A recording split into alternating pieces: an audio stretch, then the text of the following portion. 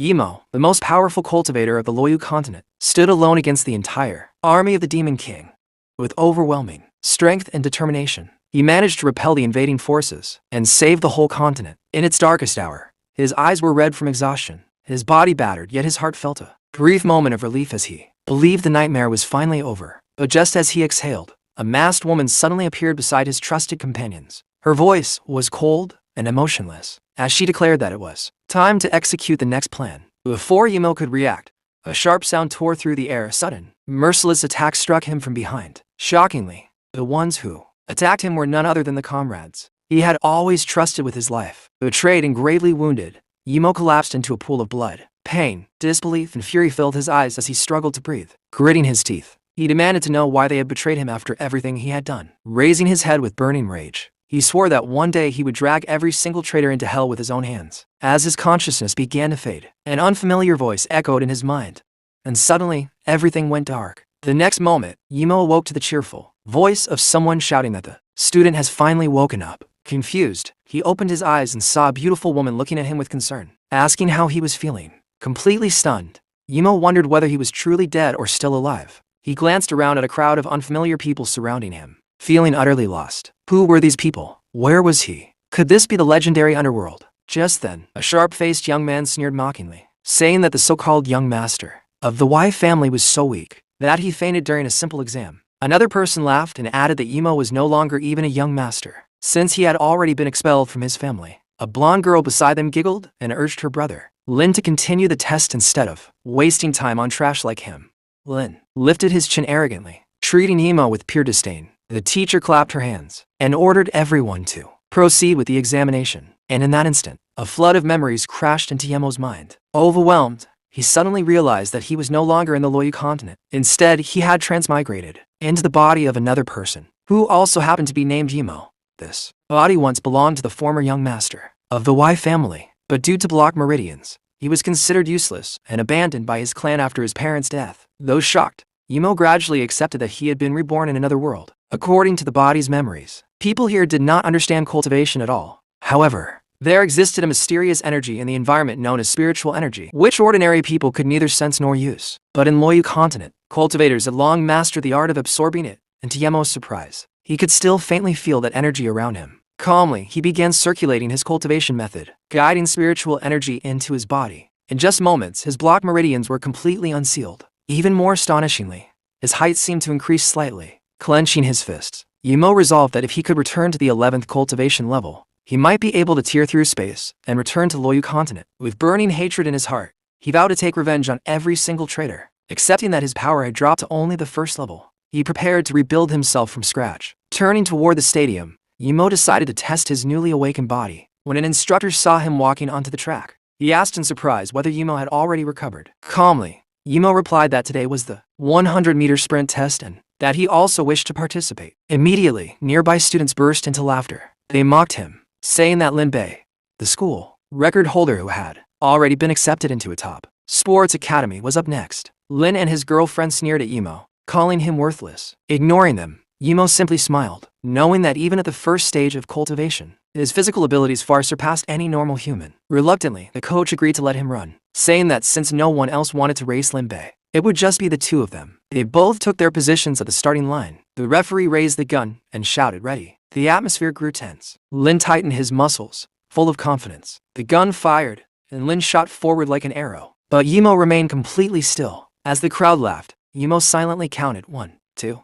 His eyes glowed mysteriously as he thought that giving Lin a 3-second head start was more than enough. Then boom! Yimo exploded forward with terrifying speed, moving like a legendary ancient cultivator. The spectators froze in disbelief, jaws dropping. Even the teacher was shaken to her core, unable to comprehend what she was witnessing. With inhuman speed and strength, Yimo easily overtook Lin Bei, who was already struggling to breathe. Yimo crossed the finish line effortlessly, then casually began counting the seconds until Lin arrived. 1, 2, 3.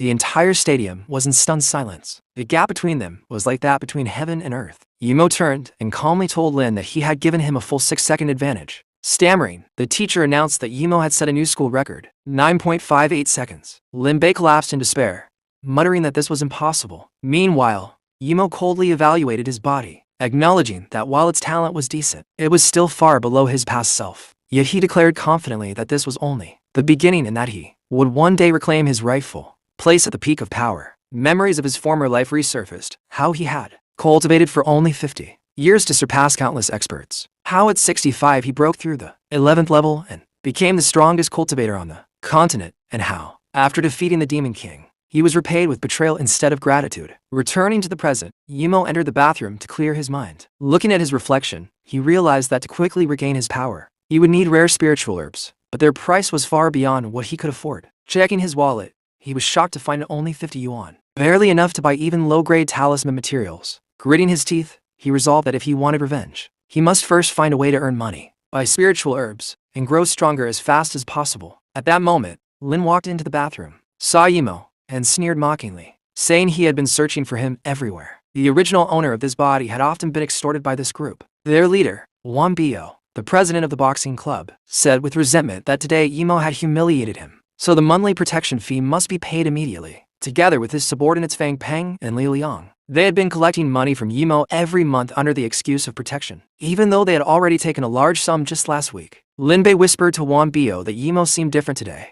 but Wang Bio dismissed his concern with disdain, saying that a useless person was not worth worrying about. Bio then threw a punch arrogantly, boasting that when he won the boxing championship, Imo was still drinking his mother's milk. But Imo calmly thought that the old Imo might have endured this, but he was no longer that weak boy. He easily sidestepped the punch and mocked Bo's slow speed. In an instant, Imo reached out and grabbed Wang Bio by the throat with terrifying strength, then casually threw him aside as if he were nothing. In the eyes of a cultivator, ordinary people were no different from infants. Without giving anyone time to react, Imo turned and delivered a lightning-fast kick toward Li Liang, sending him crashing violently into the wall. Lin Bei and Fang Peng stood frozen in terror. Lin Bei stammered, asking if this was really Imo. Imo stepped forward coldly, releasing an overwhelming killing intent, and asked whether they were afraid. Cornered, Lin Bei shouted for everyone to attack together and not underestimate him. But it was useless. Imo calmly raised both hands and effortlessly blocked their punches. Gripping their fists, he stood like an unmovable mountain, then applied a little pressure, forcing both of them to their knees in pain. They screamed and begged him to let go.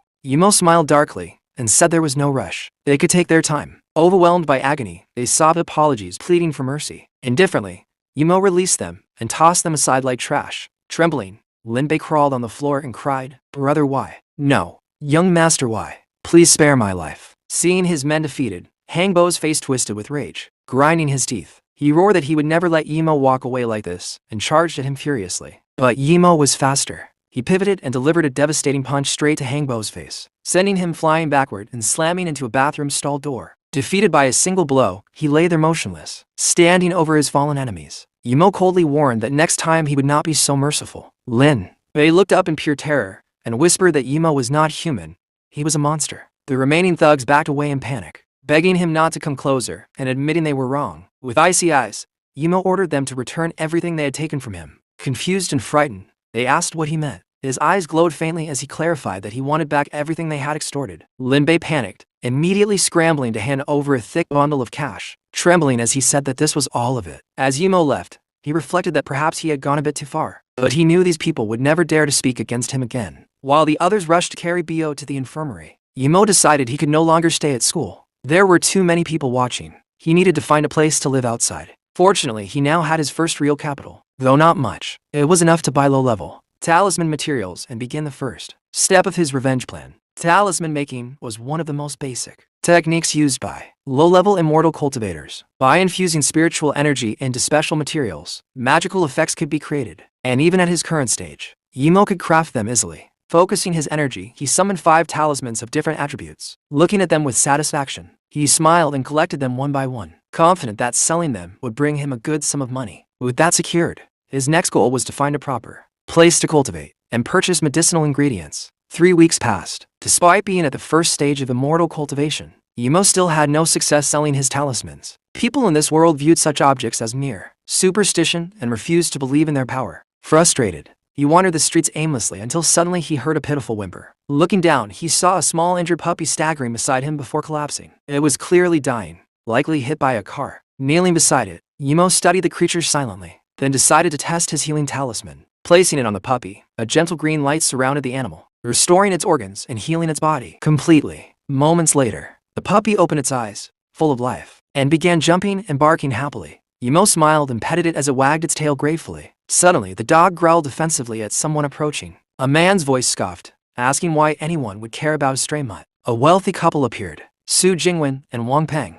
Su Jingwen scolded her partner for hitting the dog with his car, while Wang Peng arrogantly replied that he never asked her to follow him and insisted they take the dog to a hospital. While they argued, Su Jingwen suddenly froze in shock. She saw Yimo holding the same puppy, now completely healed. Stunned, she wondered how this was possible when moments ago it had been bleeding and near death. They rushed over. Wang Peng angrily demanded to know where Yimo came from, while Su Jingwen asked in disbelief how the dog had been cured. Yimo noticed the hospital bag she carried and deduced that she must be desperately seeking treatment for a sick relative. Sensing an opportunity, he stood up and revealed that he had used this to heal the dog. Showing her a blue talisman, she asked if it was a protection talisman. Wang Peng immediately accused Yimo of being a fraud and warned her not to trust him, claiming the whole situation could be a trick. Ignoring him, Su Jingwen asked, hopefully whether the talisman could save someone in a vegetative state. Yimo understood that she was referring to a family member. Realizing that such a condition involved damage to the spirit, he explained that his clear spirit talisman was perfectly suited for this. Calmly, he handed her one and said she only needed to throw it toward the patient. Then he stated the price. Large talismans cost 20,000, small ones 10,000.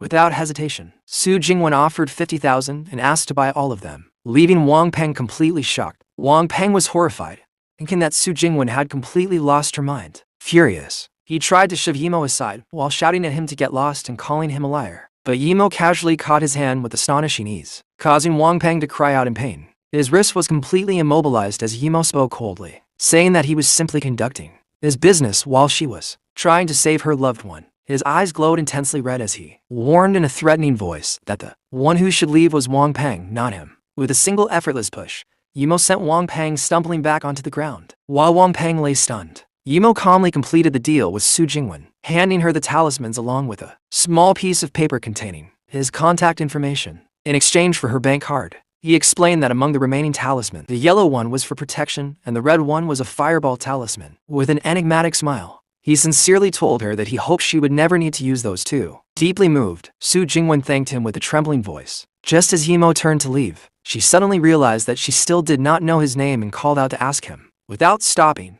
Yimo waved his hand and simply replied, "My name is Yimo," before walking away with the puppy faithfully following behind him. Wang Peng rose to his feet, still insisting that Yimo looked like nothing but a fraud. But Su Jingwen ignored him completely, her gaze fixed on Yimo's retreating figure, holding the talismans tightly. She admitted to herself that she understood how absurd this all sounded, and that the chances of such a thing working were incredibly slim. Yet, since the person lying in that hospital bed was her own mother, she chose to cling to even the smallest hope, wondering what would happen if the talisman truly worked. Meanwhile, Yimo walked down the street with the puppy, thinking that now he finally had money and could look for a place to stay. His next goal was to find medicinal ingredients to aid his cultivation. Suddenly, the little dog stopped and began barking toward a certain direction, catching Yimo's attention. Curious, he followed its gaze and found himself standing in front of a house from which a dense aura of spiritual energy was emanating. His eyes widened in shock. He had never expected to find such pure spiritual energy in this world. Focusing his perception, he discovered that in the courtyard grew a legendary plant, the silver heart grass. Elsewhere in the hospital, a nurse disinfected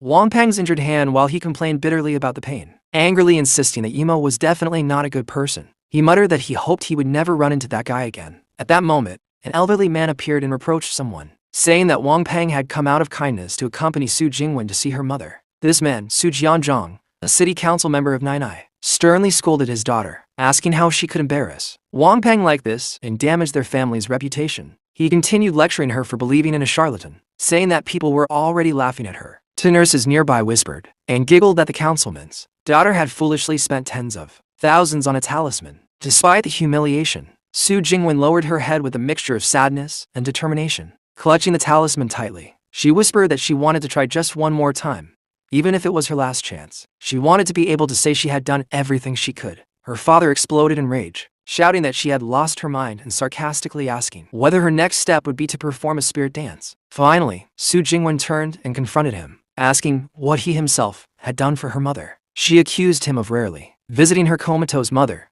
and said that if they had transferred her earlier to a better hospital, she might have recovered sooner. With tears in her eyes, she demanded to know whether he had truly done his best. Her father stood speechless, deeply shaken. Crying, she accused him of only wanting to sign papers so he could be free and happy with his lover. Enraged, Su Jianzhong raised his hand to slap her, but at the last second, he stopped himself, his face twisted with anger. Slowly lowering his hand, he sighed bitterly, saying that the older he got, the less control he had over her. Turning away in frustration, he declared coldly that he would call a nurse to forcibly remove the life support tubes. Horrified, Su Jingwen held up the talisman and screamed that she would not allow it. She ran to her mother's bedside, sobbing and swearing that no matter what happened, she would never give up. At that moment, the talisman in her hand suddenly burst into a brilliant blue light. Spiritual energy surrounded her, and through the glow, she heard a faint voice calling her name. Shocked, Su Jingwen froze. Su Jianzhong spun around in disbelief when he heard a voice coming from the hospital bed. On the bed, Su Rong,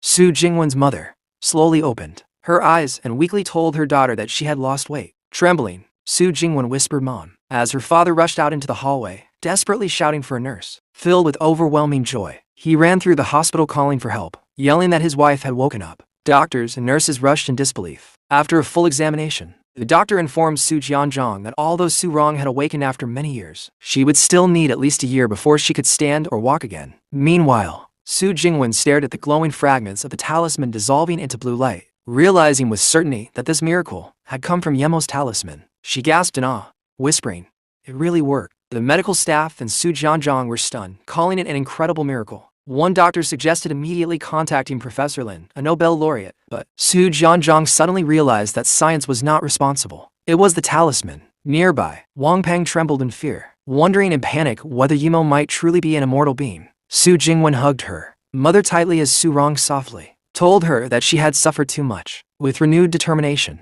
Su Jingwen believed that gods truly existed in this world and swore that if she ever saw Yemo again, she would give anything to repay him. Back at the mysterious house, Yemo smiled in satisfaction, declaring that this would be his new home. The puppy rolled happily on the bed beside him. He knew that this place would be the first step in his return to the Luyu continent. Memories of his betrayers, shadowy figures wrapped in red aura, flashed through his mind. With cold, vengeful eyes, Yemo silently vowed that he would not let a single one of them escape. To return, he had to reach the 11th cultivation stage again, which meant finding spiritual sources and precious materials. Glaring into the distance, he promised that the day of his return from hell was not far away. Lying on the bed, Yemo realized something troubling. Spiritual energy in this world was slowly disappearing. If this continued, he would eventually be unable to cultivate it all. The only solution was to find places or objects that contained spiritual energy, such as spiritual springs or spiritual materials. Fortunately, he already had the silver heart grass growing in his courtyard. This legendary plant could be refined into pills that help immortal cultivators advance. His plan was simple: wait for it to mature, harvest its seeds, and refine a spirit-gathering pill to reach the second cultivation stage. However, he knew that refining pills was too conspicuous and could attract unwanted attention. Yemo knew that drawing unnecessary attention would only create trouble and slow his progress. Aware that an accident could happen at any moment, he decided that he needed to begin cultivating immediately. To gather the remaining ingredients, he went out onto the streets and observed a roaming market, searching for an opportunity. However, he soon realized that the auxiliary materials needed for pill making were far too expensive, and he still did not have enough money. Frustrated, he concluded that setting up a street stall was not a viable solution. As he continued selling his talismans, Yemo sighed inwardly, thinking that although he had tried to keep a low profile, problems had still found him. His eyes narrowed as he noticed that those people were there again. Coldly, he observed that they had been remarkably patient, always keeping their distance. He remembered that they first appeared on the third day he set up his stall, clearly an organized and premeditated move. Now, seeing that they had gathered more people, he wondered if today would finally be the day they acted. With a determined expression, he began packing up his belongings, thinking that if they truly intended to move against him, he would finally see who was so interested in him. Suddenly, a female voice called out his name, Yemo. He turned around to see a girl staring at him in surprise. She asked what he was doing setting up a stall there, saying she hadn't seen him at school in several days. Yemo looked at her with curiosity, trying to remember who she was. In a compassionate tone, she continued, saying she knew his body was weak and that he had been abandoned by the Y family, but she never expected that he wouldn't even be able to afford his studies anymore. At that moment, Yemo finally recognized her. She was a classmate, one of the few people who had once defended the original owner of his body. The girl began rummaging through her bag, saying she would lend him some money because he at least still needed to attend school. However, Yemo coldly interrupted her, apologizing and saying he had something urgent to do and that they could talk another time. He then walked away, leaving her completely stunned and offended. Watching his strange departure, the girl grew worried, sensing that something was wrong and wondering if he had gotten himself into serious trouble. Meanwhile, Yumo entered a lonely alley. Calmly using his aura perception, he detected his pursuers, 7 on the left and 3 on the right. A chilling look crossed his face as he decided to deal with all of them at once. Pretending to flee, he suddenly picked up speed and ran through the narrow passage. His pursuers, armed with knives, fell right into his trap, shouting that he was trying to escape and urging each other to chase him. They followed closely across rooftops and through the industrial alleyways. Finally, Yumo stopped in a dead-end alley with his back turned to them, waiting for them to close in. One of the thugs sneered arrogantly, saying he had nowhere left to run as they surrounded him. Slowly, Yumo turned around with an icy calm and ordered the rest of them to come out of hiding. One by one, all the men emerged, surrounding him with bats and knives in hand. Their bald leader, whose eyes glowed faintly pink, mockingly admitted that Yumo had some skill, wrapped in a purple aura. Yumo asked coldly why they had been watching him for so many days and who had sent them. The leader sneered, saying that after offending such a powerful family, Yumo still had the audacity to act normally and sell his medicines, claiming that he deserved a short life. Another thug added that he couldn't understand how the daughter of the Nin family could like someone like Yumo, warning him that he would have to wait until his next life to enjoy such fortune. Hearing this, Yumo recalled his past memory. He and Nin Kingzu had once been engaged, but considering his weakness and expulsion from the Y family, the engagement should have been broken, so it made no sense that the Nin family would want him dead over this alone. Determined, he concluded that someone else must be behind everything, and he would make them talk. From a distance, his classmate watched the scene in horror, realizing that these men truly intended to kill Yumo. She panicked, remembering that Yumo was supposed to be weak and unable to even defeat an ordinary person, while these men were armed with weapons. Desperate, she pulled out her phone to call the police, but before she could dial, one of the thugs spotted her, mockingly calling her a little wildcat. Suddenly, a huge, scarred man grabbed her phone and asked menacingly if she was trying to call for help. She screamed for him to let her go, drawing Yumo's attention. The thugs immediately became tense, shouting in shock that their boss had arrived. The massive man seized her by the hair, easily overpowering her. Yumo recognized her instantly as Huang Ying and wondered anxiously why she was in such a dangerous place. The boss laughed at Yumo, saying he was lucky with women. Not only had a noble family beauty, but now another girl was following him too. Despite her fear, Wang Jing shouted at Yumo to run, warning him that the men had knives. Through tears, she tried to intimidate them by saying she belonged to the Wang family of the capital, but the men only laughed at her claim. The boss leaned in, close, and whispered that nobody would know if they killed her right there. Paralyzed with terror, she could barely speak as a knife pressed against her neck. With a cruel smile, the thug told her to be more careful in her next life as he prepared to strike. Before he could act, Yumo suddenly leapt forward, stopping the attack with a swift kick surrounded by purple aura. He caught the blade barehanded and deflected it with incredible force. Even knowing this display would attract unwanted attention, Yumo grabbed the boss's face with crushing strength. In one powerful motion, he slammed the man's head into a nearby mirror, shattering it instantly. Wang Jing stared in disbelief, wondering if this was truly the same Yumo she knew. The remaining thugs trembled in fear at his overwhelming power. With a freezing gaze, Yumo demanded to know who had sent them. Elsewhere in the city, police received a radio report that Brother Yang, also known as Scar, and his gang had mobilized. An officer urgently asked for their location and was told they were in the rear district of East Street, where around 30 men were confronting a young man and had taken a woman hostage. Shocked, the officer sped toward the scene and called for backup, warning his team not to act recklessly because these were violent drug traffickers. Moments later, another trembling voice came over the radio saying that reinforcements might no longer be necessary. When officers arrived, they stared in disbelief at the alley filled with unconscious thugs. A shaken officer reported that a single young man had defeated them all. Yumo then grabbed Scar by the hair and lifted him effortlessly off the ground. Beaten and terrified, Scar wondered if this was really the so-called trash of the family, regretting accepting this job. With glowing purple eyes, Yumo demanded to know where Scar got his information and whether it came from the Nin family or the Y family. He coldly warned that Scar had only 3 seconds to speak. Panicking, Scar desperately tried to answer, but Scar could only stammer for Yumo to wait. At that very moment, an authoritative shout ordered Yumo to stop, interrupting the interrogation. The police captain and his partner rushed into the scene, and the captain yelled at Yumo not to continue, warning that the nature of the situation would change. Yumo glanced at them sideways, questioning the perfectly timed arrival of the inspectors and wondering whether this was truly a coincidence. Still holding Scar, he considered whether he should force the situation anyway. In the end, he reasoned that these people already knew his strength. With a quiet sigh, he said he understood and released Scar, letting him collapse onto the ground. Scar let out a relieved breath, feeling as though he had been saved, while Yumo admitted to himself that his current power was still insufficient to oppose state institutions. The police captain also sighed in relief, glad he had arrived in time, as he could not even imagine what Yemo might have done otherwise. Looking at Yemo's back, he found it astonishing that a single young man had defeated so many dangerous drug traffickers. Approaching him calmly, he introduced himself in a friendly tone as Jan Chunzu of the Nine City Inspection Bureau. Hangin appeared behind Yemo, smiling and greeting him. Jan Chunzu assured Yemo that he had nothing to worry about, as his partner Len had witnessed everything. Len also stepped forward to introduce himself. Yemo narrowed his eyes, realizing that everything had been observed and concluding that, as expected,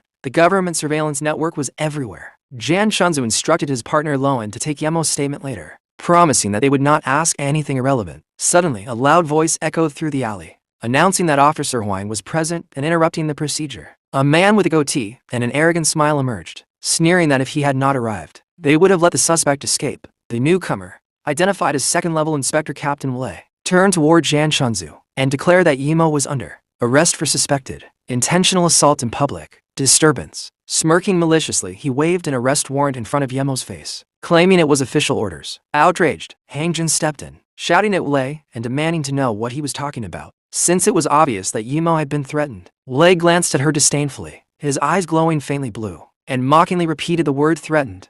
With a satisfied grin, he claimed that all he saw was Yemo brutally beating a group of ordinary people until their hands and legs were broken. Furious, Jan Chunzu grabbed Wei by the collar, calling him a bastard and demanding to know what nonsense he was speaking, implying that Wei clearly knew who those men were. Calm and terrifying, with his eyes glowing purple, Wei replied that he knew exactly what he was saying. He then mocked Jan Chunzu, asking since when a level 3 inspector had the right to question him, threatening that he could have his uniform stripped away. This only enraged Jan Chunzu further, who exploded in fury. His partner, Loan, quickly stepped in to restrain him, urging him to calm down. Amid the tension, Yemo spoke up calmly, saying that he understood and would go with them. Jan Chunzu stared at him in shock, asking what he was saying. Yemo, however, had a calculating look. He was now certain that whoever was behind all of this had gone to great lengths to target him. Wei smirked, thinking that this criminal was surprisingly cooperative. Meanwhile, Yemo reasoned that this was actually a good opportunity to gather information, since incidents like this were likely to continue.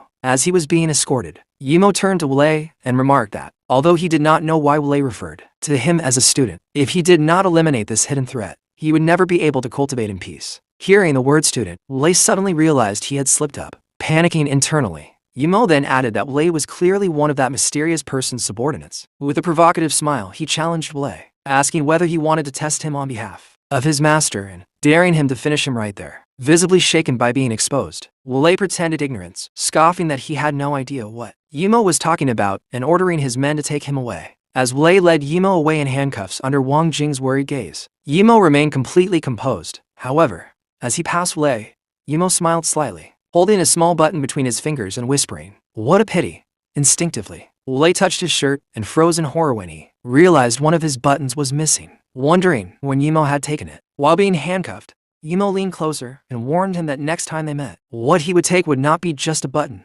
Wei glared at him furiously, silently vowing to deal with Yemo later for this humiliation. Soon after, Yemo was led through the dim corridors of a prison. Inside a cell, a massive, muscular man sat cross-legged on the floor in silent meditation. The metallic sound of a guard striking the bars with a baton shattered the silence. A shadowy figure informed the prisoner that the target, Yemo, would arrive shortly, and that orders from above were to kill him. The prisoner slowly opened his eyes, which glowed a deep red, and simply replied, "Understood." As to masked guards escorted Yemo, he sensed that something was wrong. This did not feel like an ordinary prison. His suspicion was confirmed when he heard a guard laughing mockingly. As the door slammed shut behind him, pushed into the darkness of the cell, a faint purple aura began to emanate from his body, showing that he was fully alert. The metallic click of the lock echoed through the room, and Yemo immediately understood that this was a trap set for a private execution. Instead of feeling fear, a barely visible smile appeared on his face. He found the situation intriguing. His gaze fell upon a towering silhouette sitting in the shadows, and he wondered if this man was the mastermind behind everything. The hulking figure, holding a book marked with a cross, broke the silence. He declared that for many years he had followed the principle of not attacking ordinary people, because to him, someone like Yemo was far too weak. His eyes glowed crimson as he spoke with a menacing smile. Cloaked in darkness with blazing red eyes, the man introduced himself as Son and informed Yemo that someone had entrusted him with the task of sending him to his death, politely asking him not to resist. Yemo stared at him seriously, wondering aloud whether this was yet another person acting under orders. Internally, he reflected that since entering the room, he had felt something strange. a faint but sharp sensation in his spiritual perception. Now he understood.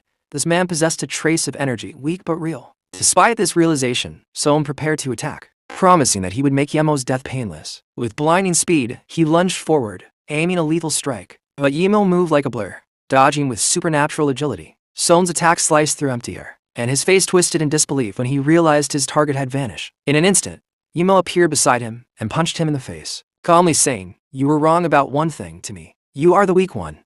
With that, he unleashed a devastating counterattack. Yet Sohn managed to grab Yemo's leg at the last second, stopping his momentum. Grinning wildly, he used his incredible strength to hurl Yemo across the cell. Yemo crashed into the wall, but landed steadily on his feet, unharmed. Both men paused, sizing each other up, wrapped in a purple aura, and forcing a grin. Sohn admitted that he had underestimated Yemo, but warned that now he would make him suffer. Yemo, however, stood perfectly calm, surrounded by a violet glow. In a flash, he launched a rapid barrage of attacks, his fists slicing through the air with purple energy. Each blow was precise and powerful, forcing Sohn completely onto the defensive. Yemo dodged a strike and retaliated with a spinning kick that smashed into Sohn's face. The impact was so powerful that Sohn was knocked to the ground, where Yemo rained down relentless punches. Unable to comprehend the overwhelming gap in their strength, Sohn spat out blood in shock. Yemo kicked him mercilessly, sending him crashing against the rocky wall of the cell. Sohn barely managed to stand again, cursing under his breath. Cursing his bad luck, Sohn staggered while Yemo leapt backward, calmly preparing for his next move. With astonishing agility, Yemo unleashed several blades of compressed wind, creating a cutting vortex of energy that tore apart part of the cell. When the dust finally settled, Yemo stood with his back to the destruction, completely unmoved by the chaos he had created. Bruised and furious, Sohn gritted his teeth, hating the situation he was trapped in. Letting out a roar of rage, he charged forward again, shouting that Yemo had no right to look down on him. Yet his punch was stopped mid-air by an invisible force just inches from Yemo's calm, expressionless face. In the next instant, Yemo delivered a brutal blow straight to Sohn's jaw. Blood burst from his mouth as the pain overwhelmed him, and the impact hurled him violently backward into the rocks. Lying among the rubble, utterly defeated, Sohn stared in disbelief and wondered how such power could even exist. Yemo, now wrapped in a crimson aura, prepared to finish him off, his energy radiating a palpable threat. With incredible speed, he launched a fully charged strike aimed directly at Sohn's fallen body. The attack was so fast that Sohn barely had time to react before taking the hit head-on. Grabbing his bloodied face, Yemo demanded once again to know exactly who had sent him. His eyes glowed with a sinister red light as he prepared his second question, now staring at Sohn with piercing purple eyes and asking where the spiritual energy inside his body had come from. Meanwhile, in his office, Wang Li was screaming angrily into his phone, asking what kind of monster he had been told to face this time. On the other end, a disdainful voice replied, asking what nonsense he was talking about and insisting that Yemo was nothing more than trash, expelled from the family. Wang Li retorted in disbelief, asking whether that person really dared to call someone like Yemo trash. The voice simply told him not to worry, claiming that the assassin arranged was from Lushi and promising Wang Li the position of chief inspector of the Baden district once the job was done. With his eyes glowing red, Wang Li clenched his phone tightly and warned Zempiniao that he better keep his promise. Back in the cell, Yemo sat in front of Sohn and commented that at least he still had some backbone. Sohn let out a bitter laugh and admitted that they had truly underestimated him, saying that someone like Yemo was not a person ordinary mortals like them could touch. Those words made Yemo pause. People like us, and he wondered whether other cultivators might exist in this world. Sohn then began to explain his story. He said that years ago in Lushi, he met an old monk. With a single wave of his hand, that monk had been able to cut down an entire tree using only the wind he generated, leaving Sohn completely stunned. The monk later gave him a bottle of what he called divine water.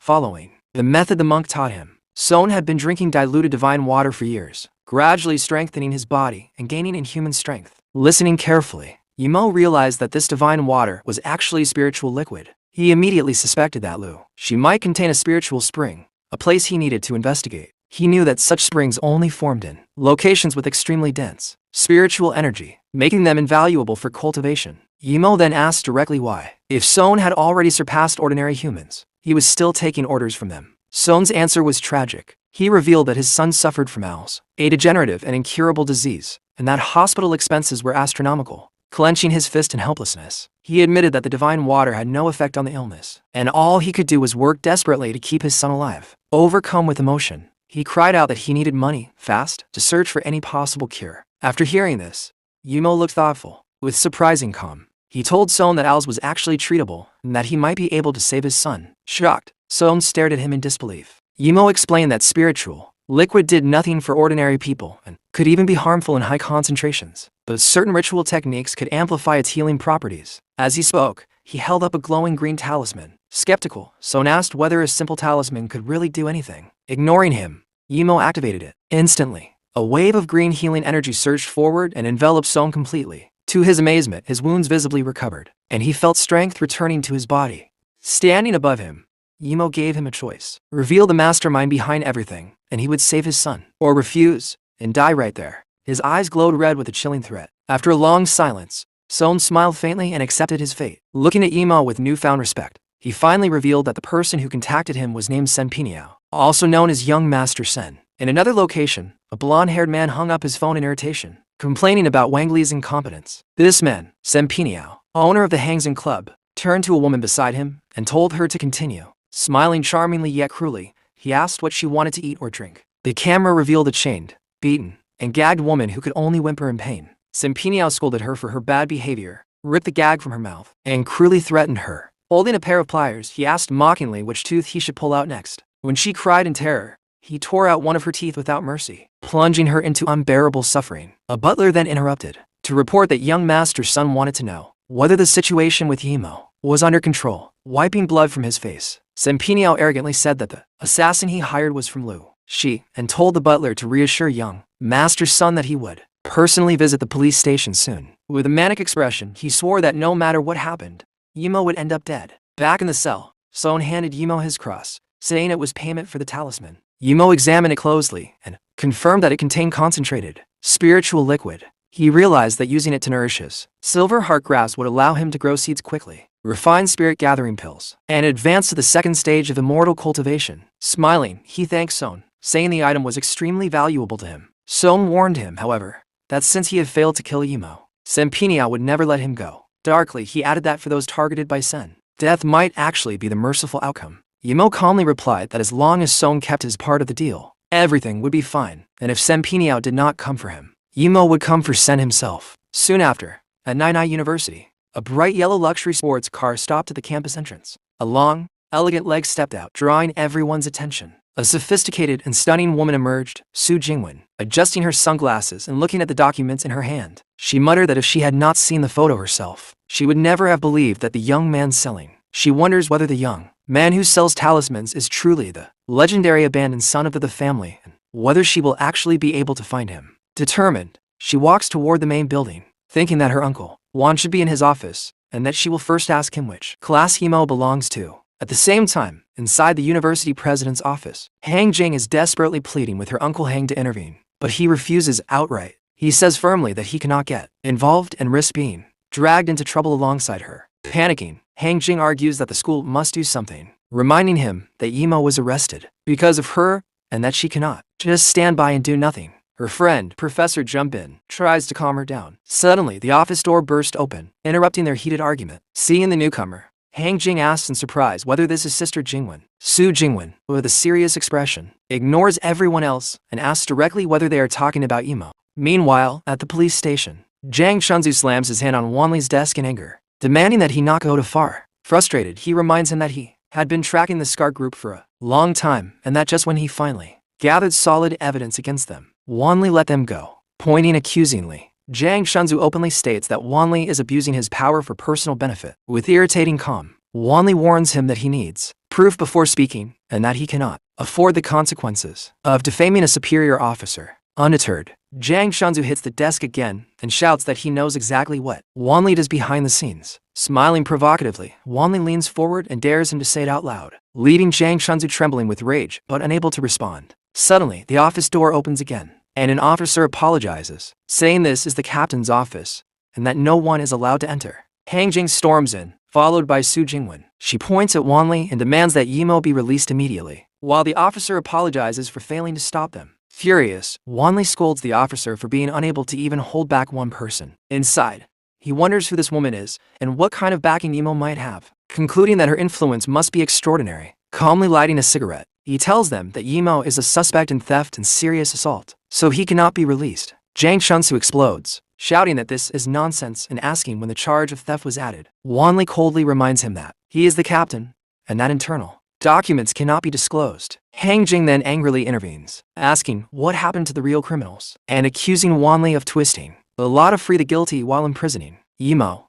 Wanli points at her threateningly, warning that he owes her no explanation, and that if she does not leave immediately, he will arrest her for obstructing justice. Unfazed, Su Jingwen places her phone firmly on the desk, then calmly sits on Wanli's own table, and tells him to go ahead and try to arrest her. Enraged, Wanli jumps up and orders officers to come in. Several policemen enter, and he commands them to take Su Jingwen, Hang Jing, and Zhang Chunsu to the detention room, declaring that they are now suspected accomplices of the thief. He also announces that Zhang Chunsu is suspended from duty. Zhang Chunsu screams in fury at this abuse of authority. With calm confidence, Su Jingwen asks whether Director Hang approves of such arbitrary arrest. Wanli laughs loudly and says that slandering a state officer will only add more crimes to her name. She replies with a sharp smile, saying she is merely curious because she has heard that the Scar Group has given many benefits to Inspector 1.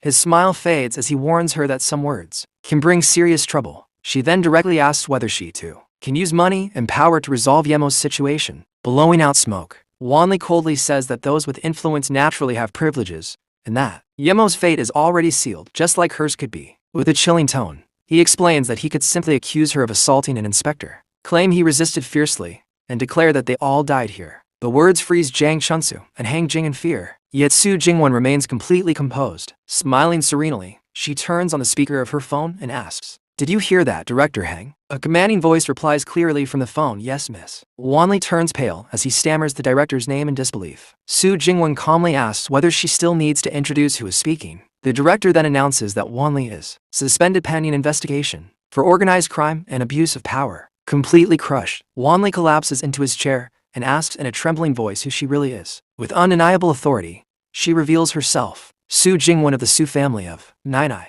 Panic strikes him as he realizes that Yimo somehow has connections to this powerful family. Amid the chaos, a cell door suddenly opens, and Yimo is released. He examines the cross Song gave him, now glowing faintly, and thinks that the spiritual liquid inside is a bit scarce, enough for only one upgrade. Suddenly, he senses someone approaching. The sound of heels echoing in the corridor confirms it. The cell door opens to reveal a woman in the doorway. Yimo turns seriously, ready for anything, only to see Su Jingwen standing there with Hang Jing beside her. Smiling, she greets him, saying it has been a long time. Elsewhere, in a luxurious mansion, Zhang Benigno smashes a table with a golf club in fury, shouting that everyone around him is useless. He complains bitterly that one of his men was nearly beaten to death and another imprisoned. Grinding his teeth, he knows that if he fails the Sun family's request, his own fate will be grim. A bodyguard asks what his next move is. With cold determination, Simbanquia orders his elite men to attack Yimo and leave him barely alive, so he can personally torture him. His purple eyes flash with rage as he vows to make Yimo suffer. Back at home, Yimo watches television, realizing that his purchases have nearly drained his money. On the table before him lie his materials, the cross with spiritual liquid, an incense burner, and silver heart grass. Focusing his mind, he begins the refinement process. A golden light surrounds the burner, transforming the ingredients into a spirit gathering pill.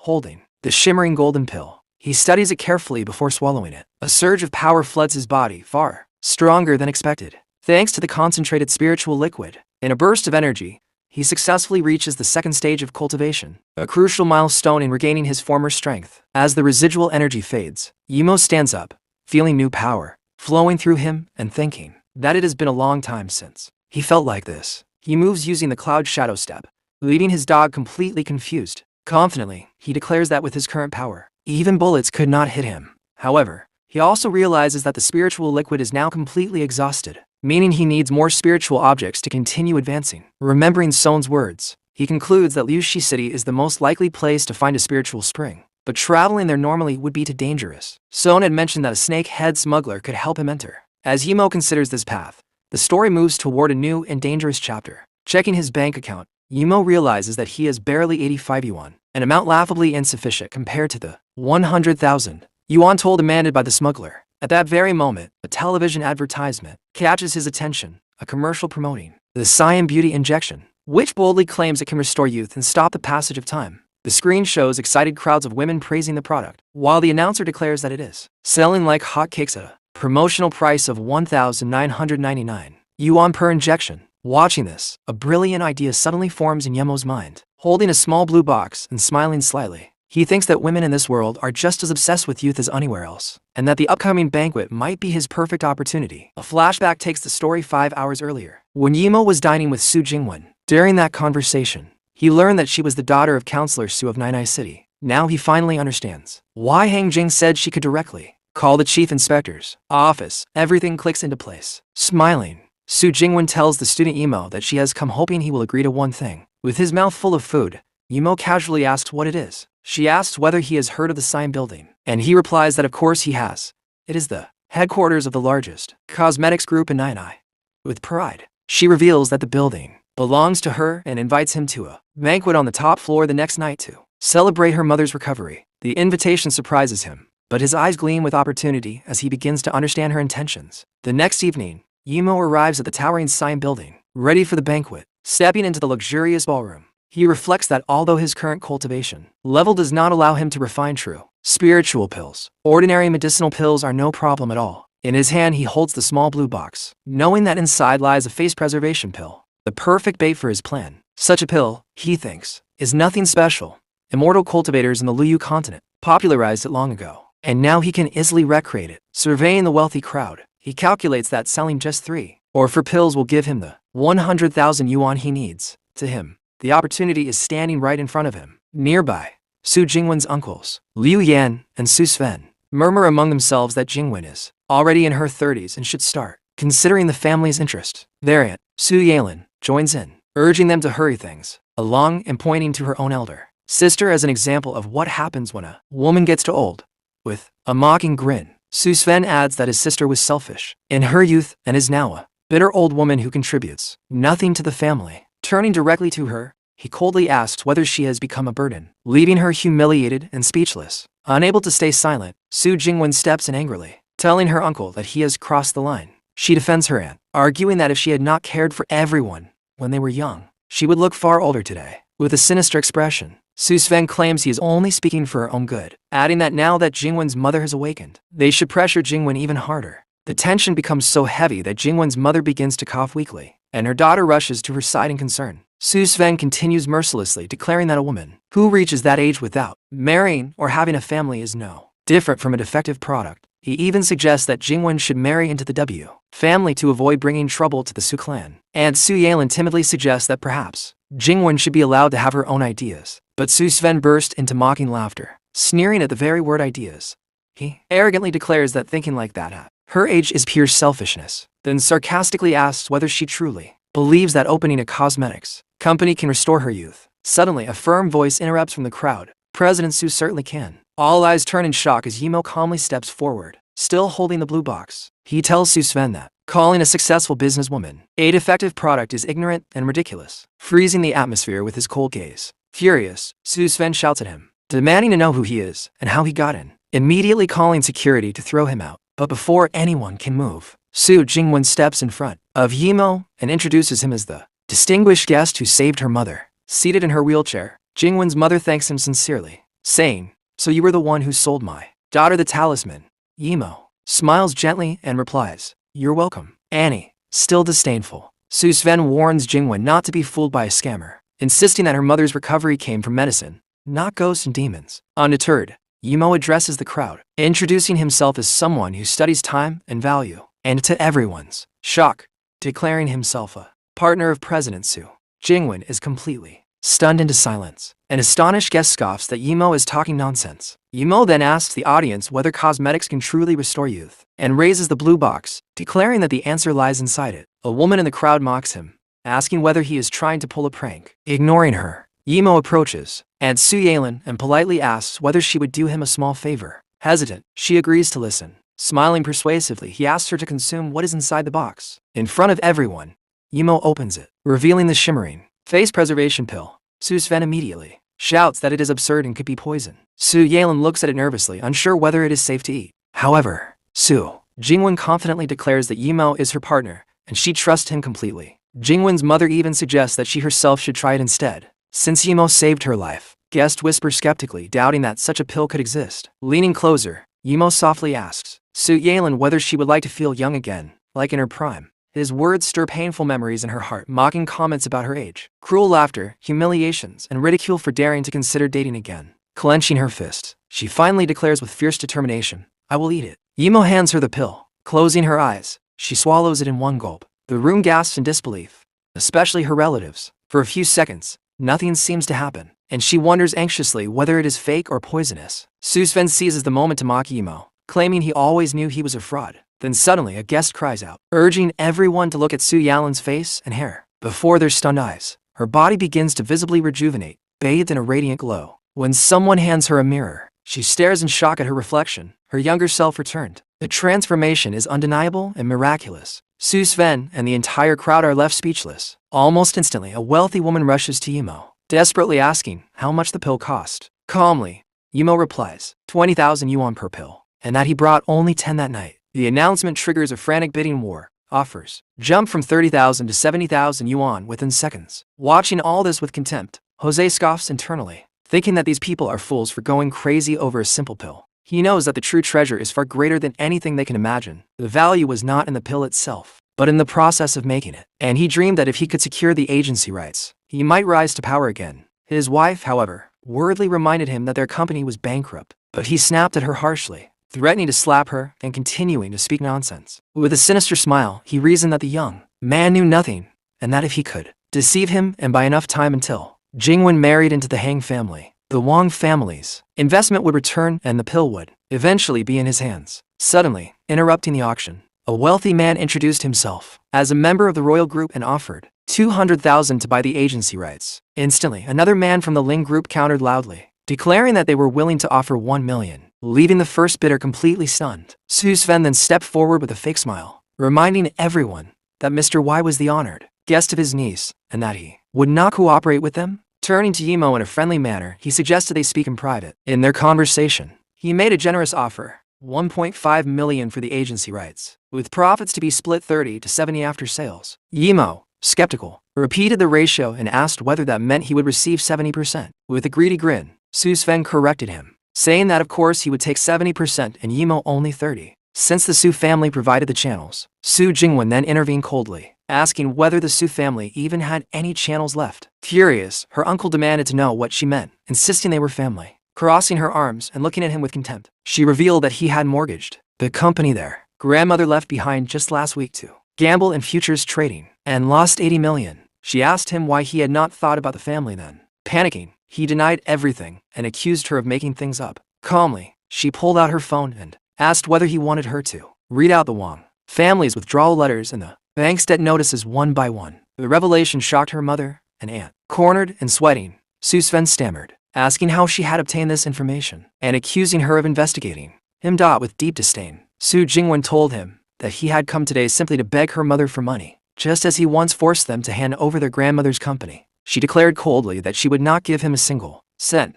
Watching him collapse in disgrace, she thought bitterly that he had tried to catch a wolf with bare hands despite not even having the 1.5 million he offered, clearly intending to swindle Imo. In desperation, he crawled toward his knees, begging for a chance to explain, then turned to his sister pleading for help. She looked at him with deep disappointment, saying she had only trusted him with their mother's company because he promised to change. Still desperate, he crawled toward his older sister, reminding her how she used to protect and spoil him as a child, begging her not to abandon him since he was the only man left in the family. She stared at him with endless sadness and finally stood up from her wheelchair with surprising strength and slapped him, declaring that since things had come to this, he would have to face the consequences alone. Su Jingwen then gave him the choices: either face a compulsory court liquidation and spend the rest of his life drowning in debt, or sell the company to her for a single yuan. Completely devastated, he realized he had no escape. Among the guests, someone mocked that Su Sven was simply suffering the results of his own actions. Later, Su Jingwen approached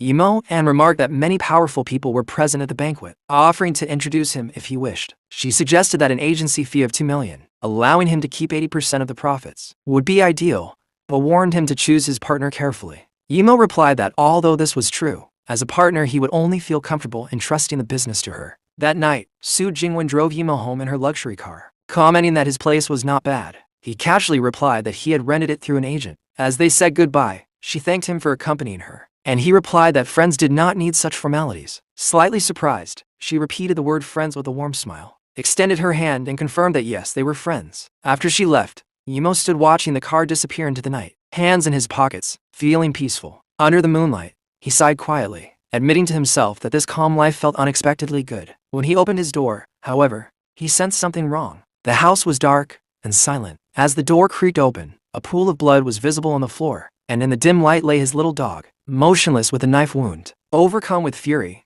Yemo's eyes glowed purple. He rushed to his pet, heart aching, and realized that the dog was still breathing. A healing talisman could save him. But as he focused on healing, a shadowed figure suddenly dropped from the ceiling to attack him. Yemo, fully aware of the ambush, remained still and waited for the right moment. The assassin lunged forward with a lethal strike, but an invisible barrier stopped the blade mid-air. Shocked and confused, the attacker froze. Seizing the moment, Yemo held his dog safely and kicked the assassin so hard that he flew across the room. The noise alerted other hidden thugs, who rushed in and saw their comrade defeated. Calmly, Yemo told his dog to leave first and that he would handle the rest. Surrounded by a purple aura, he asked chillingly whether they would attack together or line up to die one by one. One thug ordered everyone to charge, reminding them that young Master Zeng wanted Yemo alive but crippled. A man slashed at Yemo with a knife, but Yemo caught the blade between his fingers without flinching. In a brutal motion, he disarmed and slammed him to the ground. Terrified, the others froze as Yemo declared coldly that this was only the first. Another attacker swung a metal bar at him, but Yemo dodged it by inches,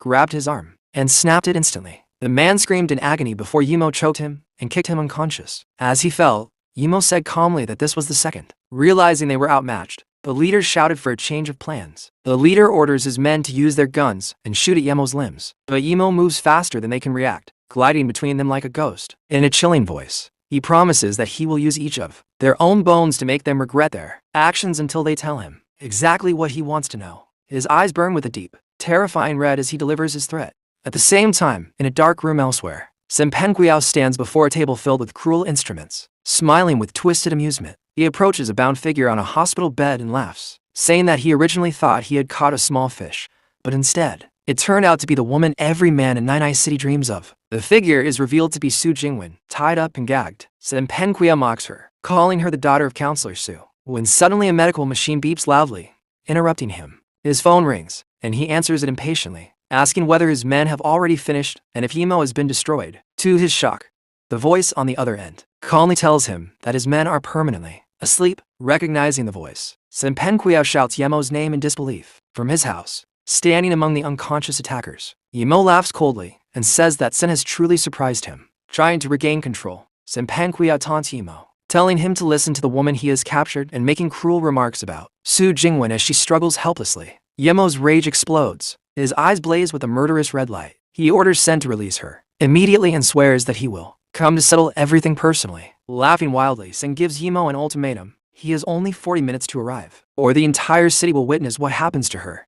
He hangs up, leaving Yemo in a furious race against time. Yemo crushes his phone in his hand, the screen cracking as he silently vows that Senpenquiao will pay. Back in the mansion, Senpenquiao smirks at the tied-up Su Jingwen and suggests making a preview of what awaits her. She can only whimper through her gag in desperation. Suddenly, a piercing alarm blares through the building. Furious, Sen storms out to check what is happening, ordering his guards to stay and watch the prisoner. When the guards are left alone with Su Jingwen, a mysterious figure suddenly appears in the darkness. Before they can react, one guard is struck down with a powerful blow and collapses unconscious. In seconds, the room falls silent. Su Jingwen, still tied and gagged, stares in shock, and with tears in her eyes. She thinks of only one person, Yemo. A flashback reveals a delivery man on a motorcycle an hour earlier, complaining about having to deliver an important letter so late at night. He arrives at Yemo's address and reports to young Master Sen that Yemo has entered his home. He is then told that 6 assassins have already been sent there, and that Su Jingwen has also been captured and is being brought to Sen.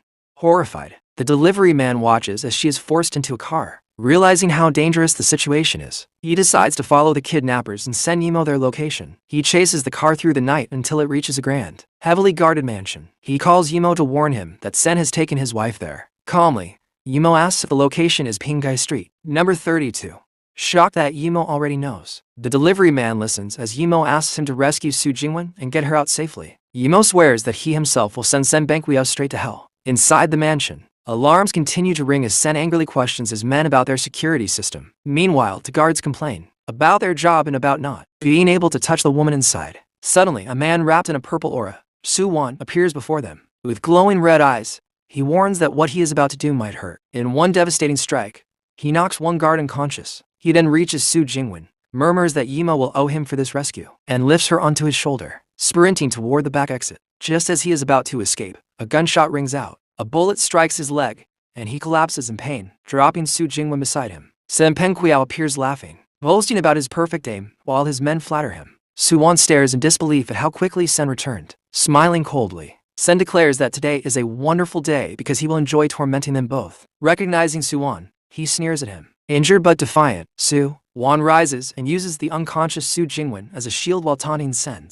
Thrilled by the situation, whispers excitedly about what he will do next. Surrounded by a purple aura, Su Wan prepares to fight, declaring that if Sen wants his life, he can come and take it. Meanwhile, outside the mansion, a lone figure approaches the main gate. The guards become tense and demand to know who is there. Yimo steps forward from the shadows, his presence overwhelming, radiating a deep crimson aura of fury. A guard places a hand on his shoulder and orders him to answer. Yimo's response is chilling. Yimo answers the guard with a single, devastating punch that lands squarely on his face, shattering his sunglasses. The force of the blow is so overwhelming that the guard is sent flying backward, crashing violently against the mansion's iron gate. The remaining guards stare in shock, unable to believe the inhuman strength they have just witnessed. Without hesitation, they rush toward Yimo with their batons raised, surrounding him on all sides. Yet Yimo moves with lethal grace, weaving through their attacks, while striking back with a rapid storm of punches and kicks wrapped in a blazing red aura. Every movement is precise and unstoppable, and within seconds all the guards collapse unconscious onto the ground. Defeated by Yemo's furious power, with burning eyes, Yimo announces his arrival in a cold voice, declaring that Zhang Benqiao has brought this upon himself. Inside the mansion, one of Zhang's men spits out broken teeth. Completely overwhelmed and surrounded by fallen bodies, Su Wan realizes there are simply too many enemies and that he cannot hold them off much longer. Filled with regret, he thinks that he should never have agreed to help Yimo, believing that he will fail to save Su Jingwen and feeling utterly helpless. Enjoying the scene, Sen Peniao mocks him cruelly, saying that when Su Wan dies, he will find his wife and child and send them to join him, piece by piece, laughing maniacally. Suddenly, a deafening impact shakes the entire room, sending Su Wan flying through the air. The explosion leaves Sen Benqiao stunned as he wonders who could have caused such destruction. Through the shattered doorway, a figure emerges from the smoke, surrounded by a purple aura. It is Yimo. His presence fills the room with overwhelming pressure as he declares in a voice filled with vengeance that he is the one who has come to send Sen Benqiao to hell. Seeing Yimo standing there amid the fallen guards, Su Wan can barely believe his eyes and asks in disbelief whether he has finally arrived. Ignoring him for the moment, Yimo tosses him a healing talisman and tells him to use it the same way as before. Trembling, Su Wan clutches the talisman as Yimo prepares for battle. Panicking, Zhang Benqiao points his gun and orders his men to kill Yimo.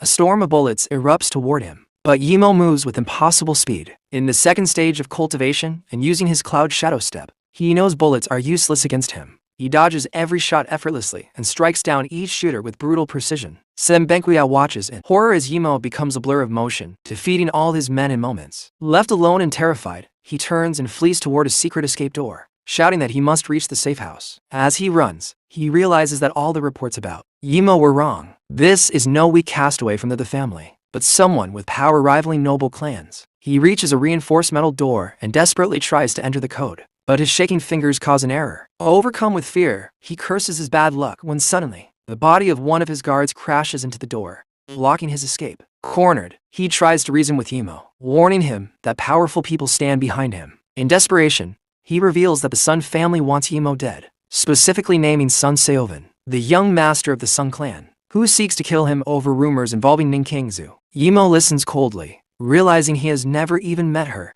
and that this must be a conspiracy against him. Begging for his life, Sen Benqiao offers to help Yimo survive if he is spared, insisting that his value will become clear in the future. Yimo repeats the word your value with contempt, and then, without warning, delivers a crushing punch that sends Sen flying into the wall. Sen screams in pain as his arrogance is completely shattered. After defeating him, Yimo discovers a hidden room where several women, including Su Jingwen, are chained and imprisoned. Anger fills his eyes as he takes in the cruel sight, while unconscious guards lie scattered across the floor. With glowing white eyes, Yimo tells the women that whatever remains of Sen Benqiao's value now belongs to them. He throws the knife he picked up earlier, slicing through their chains and freeing them. The blade sticks into the floor as Yimo coldly states that Sen's life is now in their hands. Terrified and injured, Sen tries to bargain, offering all his money, but one woman picks up the knife, shaking with fury, and declares that she wants nothing from him except justice. Later, in the Grand Hall, Yimo uses a healing talisman on the unconscious Su Jingwen while Su Wan watches nearby. Su Wan tells Yimo to leave quickly since he has already called the police. but Yimo calmly says he will wait until they arrive. When Soo-won asks what he plans to do next, Yimo answers with icy determination. He will investigate Sun Seovan and destroy him completely when the time is right. Back at home, Yimo finishes training while his dog sleeps peacefully. Though Sen Benguiao is defeated, Yimo knows that Sun Seovan remains a serious threat. He resolves to find him and eliminate him. But his thoughts are interrupted by the doorbell. Opening the door, he is greeted respectfully as young master by a man in a suit, who hands him a formal invitation and an expensive outfit, saying that President Su sent them, and that Yimo may depart whenever he wishes. Confused, Yimo closes the door and immediately calls Su Jingwen, asking why she has sent him such a formal invitation, in suit, and what exactly she is planning. On the other end of the line, Su Jingwen, sitting in her office, responds with a calm smile, saying that she has already received the invitation. She asks Yimo whether he has noticed that it is a banquet hosted by the Su family. Yimo carefully examines the invitation, observing the official seal of the Su family, and then asks whether it is truly necessary for him to attend. Su Jingwen replies without hesitation that of course he must go. She explains that the Su family controls the largest pharmaceutical group in Ninggai, which would be extremely beneficial for the development and promotion of their pill. Then she adds an even more surprising reason. His former fiancée will also be present at the banquet. The revelation leaves Yimo completely stunned. Stammering slightly, he asked whether she means Ning Kingzu, the daughter of the Ning family, a woman said to be surrounded by an ethereal aura and blue spiritual flowers. Soon after, the scene shifts to the luxurious banquet hall. Su Jingwen gestures towards powerful men, standing in the distance, and introduces them to Yimo.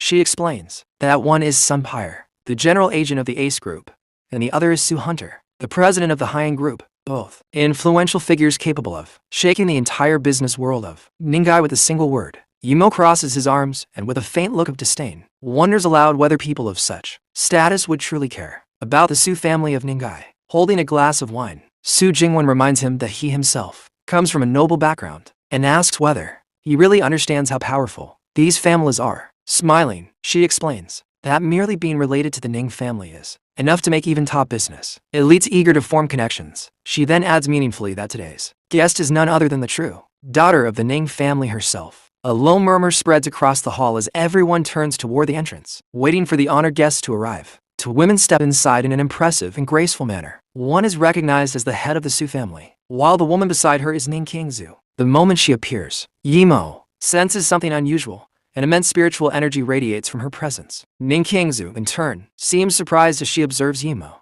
clearly sensing something extraordinary about him as well. Yimo studies her intently, wondering whether she is truly the former fiancée of the original owner of this body. As the head of the Su family greets the guest alongside Ning Kingzu, Yimo's mind races. He realizes that she is also a cultivator and begins to suspect that noble families must possess their own secret cultivation methods. Unlike ordinary cultivators, her spiritual energy is not hidden at all, as if she has no need to conceal her power. A powerful blue aura surrounds her, confirming his suspicions about her strength. Yimo concludes that she likely knows a great deal about Sun Seovan and silently decides to find an opportunity to question her later. Meanwhile, Su Jingwen approaches the head of the Su family with a warm and respectful smile. She greets her as Aunt Su and wishes her good health. Aunt Su asks politely about Su Jingwen's mother, mentioning that she heard she recently recovered from her illness, saying that truly blessed people are protected by heaven. Su Jingwen thanks her sincerely and explains that her mother's condition has been gradually improving. Then, on behalf of her mother, she presents the latest youth retention pill produced by her company, wishing Aunt Su eternal youth through its effects. And Su accepts the elegant box with visible interest and asks whether this is the famous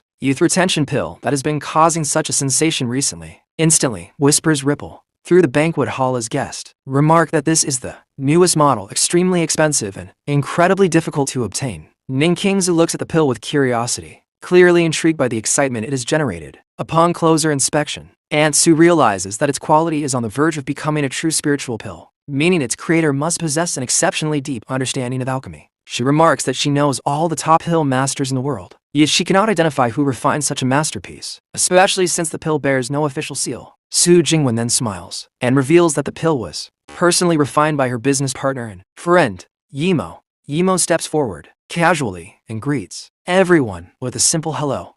The moment his name is mentioned, both Aunt Su and Ning Kingzu react in visible shock. Aunt Su approaches him, recognizing him instantly, and comments in disbelief that he has grown so much, and that she never imagined he could create such an extraordinary pill. Ning Kingzu, however, mutters coldly that the Y family truly failed to recognize real talent, referring to him dismissively as little uncle.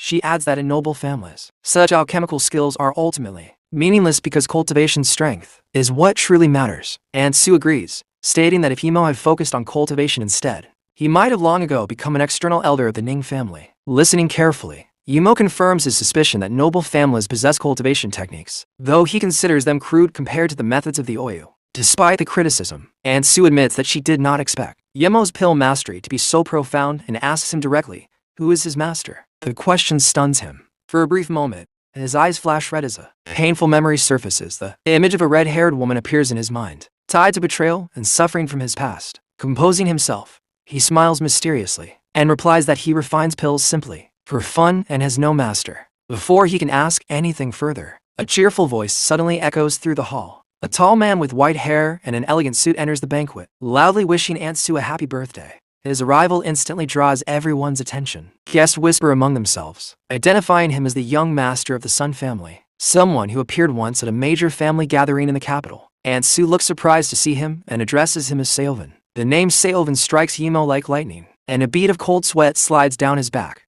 He wonders anxiously whether this man could be the cultivator Senbenkiao warned him about. Seovan smiles charmingly and says that he absolutely had to attend Aunt Su's birthday, adding that it would have been disrespectful for Ning Kingzu not to come as well. His gaze then shifts to Su Jingwen, and he asks politely who she is. Aunt Su happily introduces her as Su Jingwen of the Su family. Seovan's eyes briefly scan Yimo with subtle interest before he extends his hand to Su Jingwen in greeting, introducing himself formally as Sun Seovan of the Sun family. But before Su Jingwen can respond, Yimo steps forward and firmly shakes his hand, declaring that he has long heard of the great reputation of young Master Sun.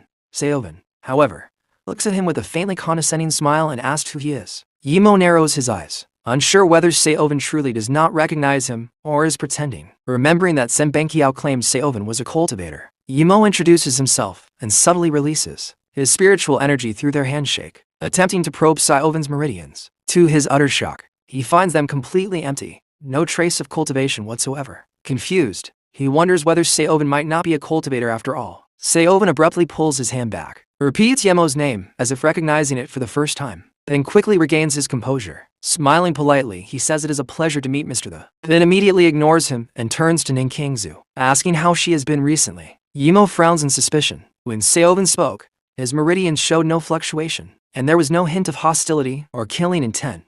Even upon hearing Yemo's name, Yimo begins to doubt whether this man is truly his enemy. The banquet proceeds in a grand dining hall filled with laughter, conversation, and the clinking of glasses. After dinner, a butler announces that the lady of the Su family has prepared a ballroom and invites all guests to move there. The scene shifts to a dazzling dance floor where elegantly dressed couples glide gracefully across the room. Meanwhile, Yimo steps away from the crowd and stands alone before a large mirror, deep in thought. Sun Seovan did not appear to be a cultivator at all. Could Senbenkiao have lied to him? He quickly dismisses the idea, knowing there would be no reason for Senbenkiao to deceive him. Yet doubt lingers in his mind as he continues to watch the dancers from afar, silently contemplating what this all truly means. Meanwhile, Su Jingwen stood holding a glass of wine, her gaze fixed on Yemo's back as he walked down into the main ballroom. At that moment, a polite male guest approached her and respectfully asked her to dance. However, Su Jingwen replied coldly that she was not interested, leaving the man awkwardly scratching his head in embarrassment. His companion immediately scolded him, asking if he had lost his mind, explaining that this was Su Jingwen, the young miss of the Su family, not someone just anyone could approach casually. He went on to say that over the years, countless men had been rejected by her, and even the eldest young master of the Fan family had been no exception. He advised his friend to give up and leave, adding that in all these years, no one had ever heard of Su Jingwen taking the initiative to approach any man first. The rejected guest was left completely speechless. Suddenly, however, the friend gasped in shock as if he had just witnessed something unbelievable. Not only him,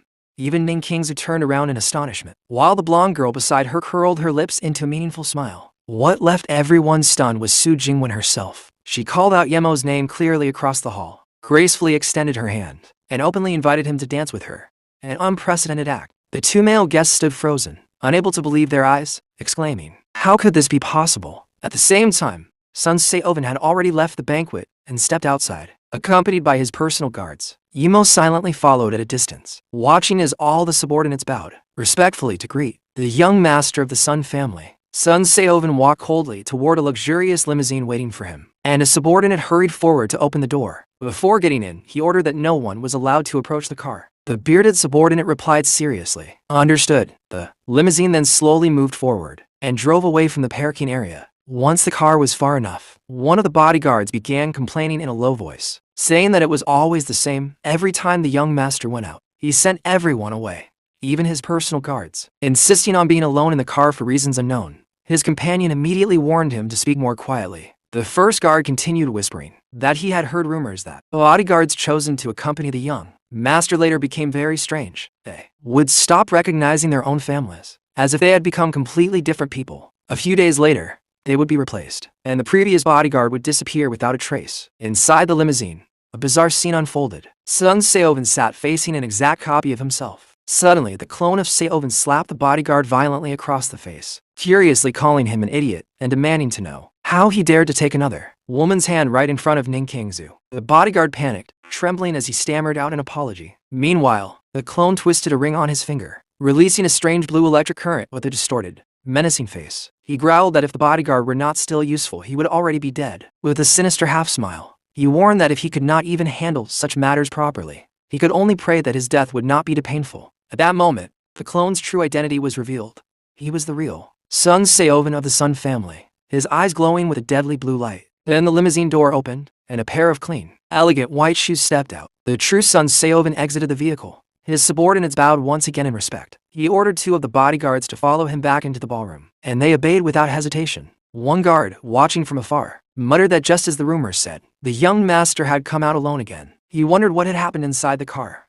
While inside, the fake Sun Seoven lay tied up and gagged, helplessly groaning in pain with tears streaming down his bruised face. Back in the grand ballroom, classical music filled the air as a live orchestra played elegantly. The real Sun Seoven reappeared, greeting Ning Kingzu and apologizing, saying that something urgent had come up. Ning Kingzu's attention shifted, and Seoven's gaze fell toward the center of the dance floor. His eyes widened in surprise when he saw Su Jingwen dancing with a man he did not recognize at all. Yimo and Su Jingwen glided gracefully across the floor, drawing the attention of both Sun Seoven and Ning Kingzu. Su Jingwen's cheeks were flushed with excitement as she moved in rhythm with the music and Yemo's presence. Yimo, with a drop of sweat on his forehead, also seemed to enjoy the moment, sharing a subtle smile with her. To the soft melody of the piano, the 2 executed elegant spins and coordinated steps, becoming the center of everyone's attention. Leaning closer, Su Jingwen whispered that his dancing was very good. Yimo only smiled nervously. She reminded him softly that this was still a social dance, and that they needed to act naturally so she could properly promote their youth preservation pill to the Su family. Yimo inwardly thought that fortunately, the original owner of this body had learned ballroom dancing in the Y family,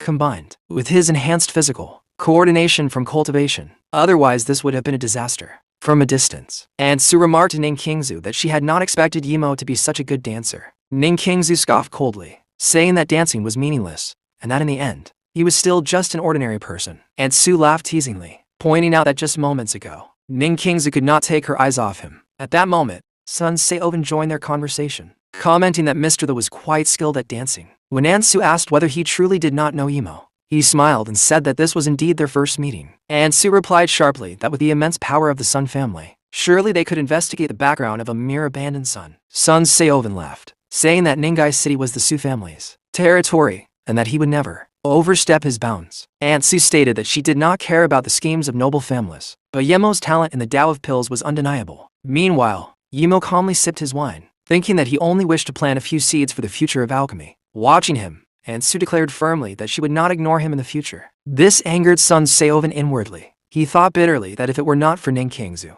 he would have already dealt with Ansu.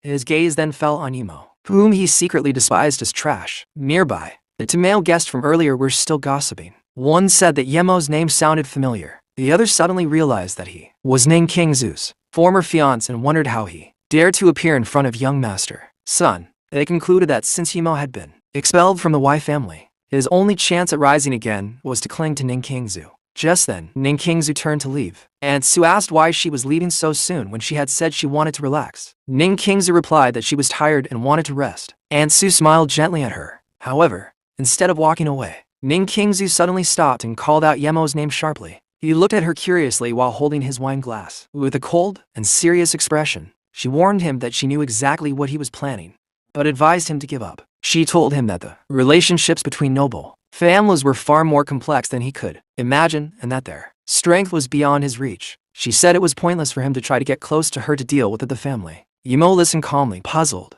wondering what she was even talking about. Turning her back to him, Ning Qingzu told him to focus on alchemy. Even if it was not very useful, at least it would allow him to survive. Yimo simply raised his glass and took another sip, completely unfazed by her condescending words. As she walked away, she added one last warning, telling him to behave himself. Yimo smirked inwardly, wondering whether she was talking about him or herself. Suddenly, Ning Qingzu stopped, sensing something strange. She turned around in shock. Yimo looked at her with a piercing gaze and revealed that the spiritual energy in her body was not being released, intentionally rather. She could no longer suppress it. Shocked, her body suddenly wrapped in a surging blue aura. Ning Qingzu stared at Yimo in disbelief and exclaimed, asking how it was possible that he knew such a thing. At the same time, Yimo silently reflected that although her cultivation method granted rapid progress, it was unquestionably a path of self-destruction. With a grave expression, he told her the blunt truth. In other words, her body was already failing. The two of them moved to a quieter, more secluded corner of the hall. The tension between them thickened the air. Yimo stepped closer with a faint, confident smile and asked how someone as ordinary as him could possibly know this. Yet in the same breath, he calmly assured her that not only did he understand her condition, but he could also help resolve the problem within her body. Qingzu looked at him with clear suspicion and asked directly why she should trust him. Yimo replied with infuriating calm that she was free not to believe him.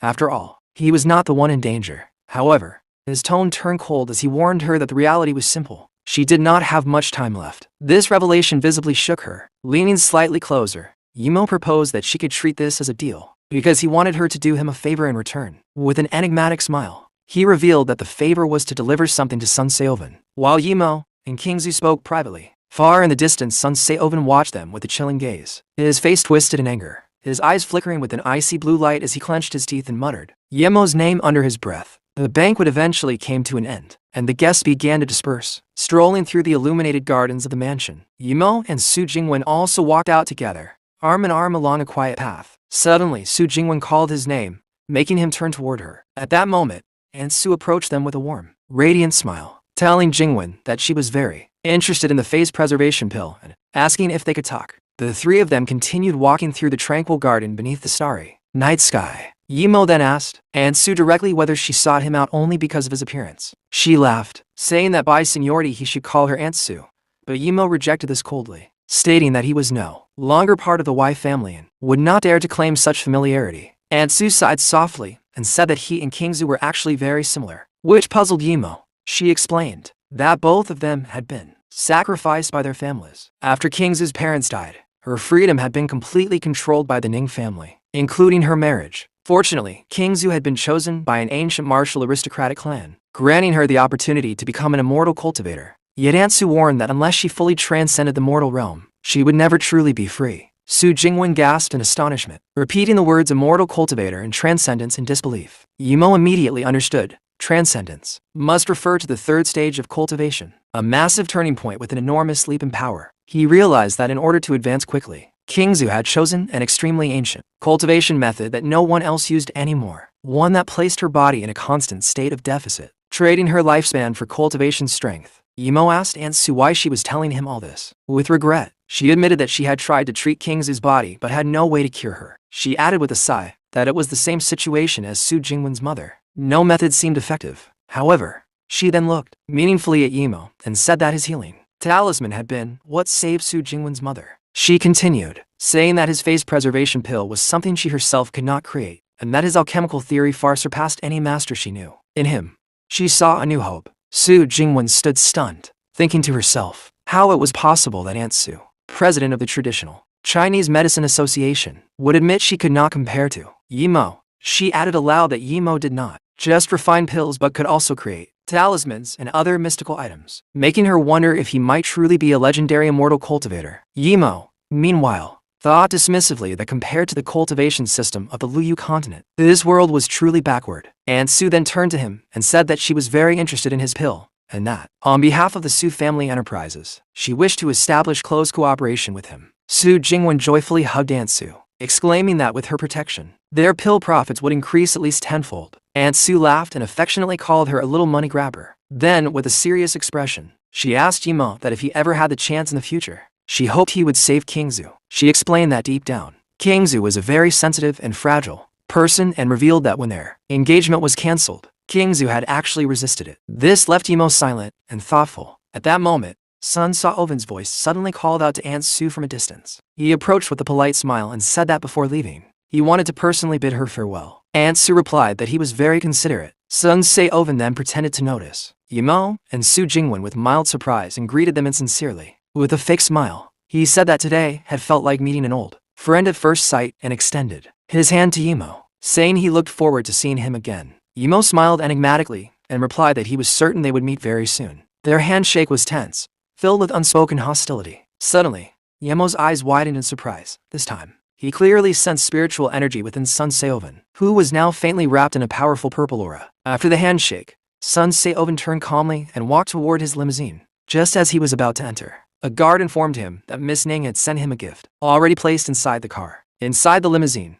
Sun Se-oven opened the box with a curious smile, wondering aloud whether King Zu had truly sent him something. Inside, he found a green paper butterfly. Confused, he handed the box to his double and ordered him to keep it safe and not open it carelessly. The double nervously agreed. Sitting alone, Sun Se-oven sneered, thinking that Sen Benqiao had messed everything up so badly that he had been forced to act personally. Yet, Imo was still nothing but trash in his eyes. As he turned his glowing ring, the names of Su and Imo echoed in his mind like a curse. Grinding his teeth in fury, he swore that they would all pay. Suddenly, Imo's voice echoed coldly in his mind, promising that he would make Ning King Zu kill him with her own hands. The double inside the car was utterly terrified and confused. When he opened the box again, the green paper butterfly began glowing with an ethereal light, revealing its true nature. The scene then shifted to a towering skyscraper beneath the night sky. On the rooftop, Imo stood under the full moon, gazing across the city. A glowing butterfly, the tracking rune he had sent, landed on his finger. He recalled that he had warned Sun Se-oven they would meet again soon. The luminous butterfly flew off, tracing a radiant path through the night, and finally hovering above a specific building, clearly one of the Sun family's properties. Standing on the edge of the rooftop, Imo smirked and leapt into the void with incredible agility, declaring that it was time to begin his operation. Inside that building, a woman examined two spiritual plants on display, the golden mystic flower and the water spirit mushroom. She thought eagerly that in just a few more days, they would be ready for harvest, allowing her to attend the cultivator conference in 3 months to exchange resources. Suddenly, she sensed a presence behind her and spun around sharply, demanding to know who was there. A deep voice praised her, saying that even while gravely injured and having lost her realm, she was still worthy of being a genius of the 100 Herbs sect, as her sensitivity to spiritual energy had not weakened. A bald monk slowly emerged from the shadows. A drop of cold sweat ran down her forehead as she realized she was facing other cultivators. With a defiant expression, she demanded to know who they were and what they wanted in her home, silently calculating that if there was only one cultivator, she might still have a cha. She almost escapes, or at least that is what she believes. But the bald monk abruptly interrupts her thoughts. In a calm yet sinister tone, he asks whether she is perhaps planning to flee, noting that her mind seems restless. At that moment, a second monk appears, tall, broad-shouldered,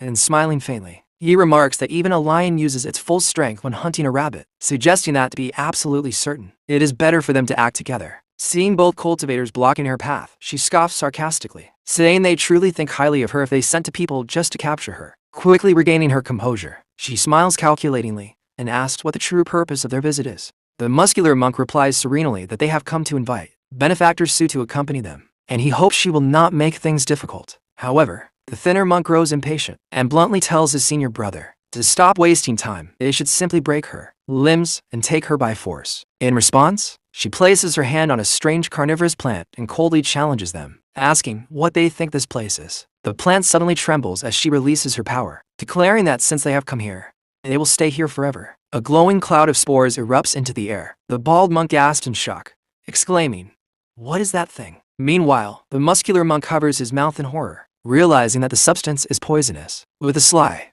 malicious smile, she reveals that holding green heart grass in one's mouth can protect against the toxic miasma of the Supreme Lord Flower, a poison strong enough to kill even an elephant. She wonders aloud whether this will at least delay them for a while. Clutching the green herb between her teeth, she steels herself, knowing that she must escape because she stands no chance against the cultivators. But just as she prepares to flee, an overwhelming presence freezes her in place. From the darkness, terrifying red eyes glow ominously, paralyzing her with fear. Trembling, she stammers, What is this?" A massive, shadowy figure materializes before her. Panicking, she wonders if this could be the legendary Shadow Arts.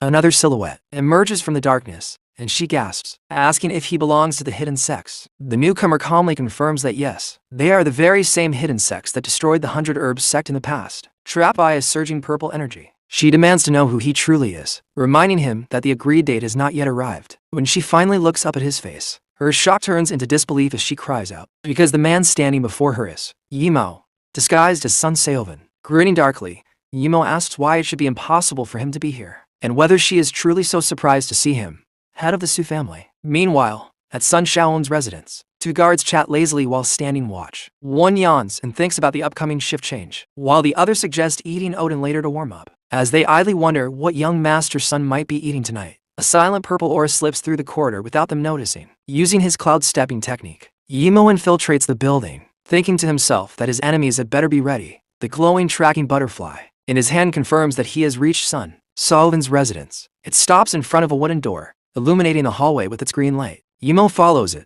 realizing that the rune has led him to this specific room. Yet when he extends his spiritual perception, he frowns, sensing that his true target is not inside. Elsewhere, in a dim and depressing apartment, Sun Shan's double sits alone eating instant noodles. Amid scattered empty bottles, bitter and resentful, he screams in frustration, asking whether he ever truly had a choice in his life. He wonders why he must live like trash when the real Sunshan enjoys luxury, wealth, and power. His anger explodes as he grips his fork so hard that it bends in his hand. His eyes turn bloodshot as he curses his fate, asking why he must suffer just because he shares the same face as the real young master. A painful memory flashes inside a car, where the real Sunshan coldly stared at him while he lay bound and helpless. The true Sunshan's voice echoes in his mind, warning him that if his identity is ever exposed, he knows the consequences. He reminds the double that his very existence was granted by him, and that a fake can never become the original. In tears, the double is ordered to abandon his dreams, because his only purpose in life is to be a shadow. Back in the present, his rage boils over. He shouts that if they don't want him touching the box, he will open it anyway. Ignoring the warning, he lifts the lid, and the paper butterfly inside begins to glow green. It suddenly flies out, making him scream in shock. What is that thing? He cries. In an instant, a dark silhouette of Yimo appears behind him and coldly asks who he is. Panicking, the double lunges at him in a desperate attack. But Yimo casually knocks him to the ground with terrifying ease. As Yimo slowly approaches, the double realizes with horror that he cannot sense any killing intent from him. Terrified, he finally recognizes Yimo from the banquet and demands to know what he wants, warning him to stay back while claiming to be Sun Xian of the Sun family. In an emotionless voice, Yimo declares that he is nothing but a counterfeit, his eyes blazing red as he demands to know where the real Sun Xian is. Meanwhile, in a dark alley, a thug brags over the phone that dealing with the university brat will be easy. He confirms that they have already investigated and that the boy will definitely pass through this alley on his way home. Smiling cruelly, he promises they will break his legs, tie him up, and drag him away. Just then, one of his men alerts him that the target is approaching. Indeed, Yimo calmly walks into the trap with his hands in his pockets, completely unfazed. As he walks, Yimo reflects that this world truly possesses spiritual artifacts. He wonders whether powerful cultivators of at least the fourth stage might be backing the aristocratic families. He knows that spiritual artifacts are forged by infusing spiritual energy into objects, and that only cultivators of the fourth stage or higher should be capable of creating them. Yet due to the scarcity of spiritual energy in this world, such a thing should be nearly impossible, unless the Sun family possesses a hidden spiritual source. Realizing this,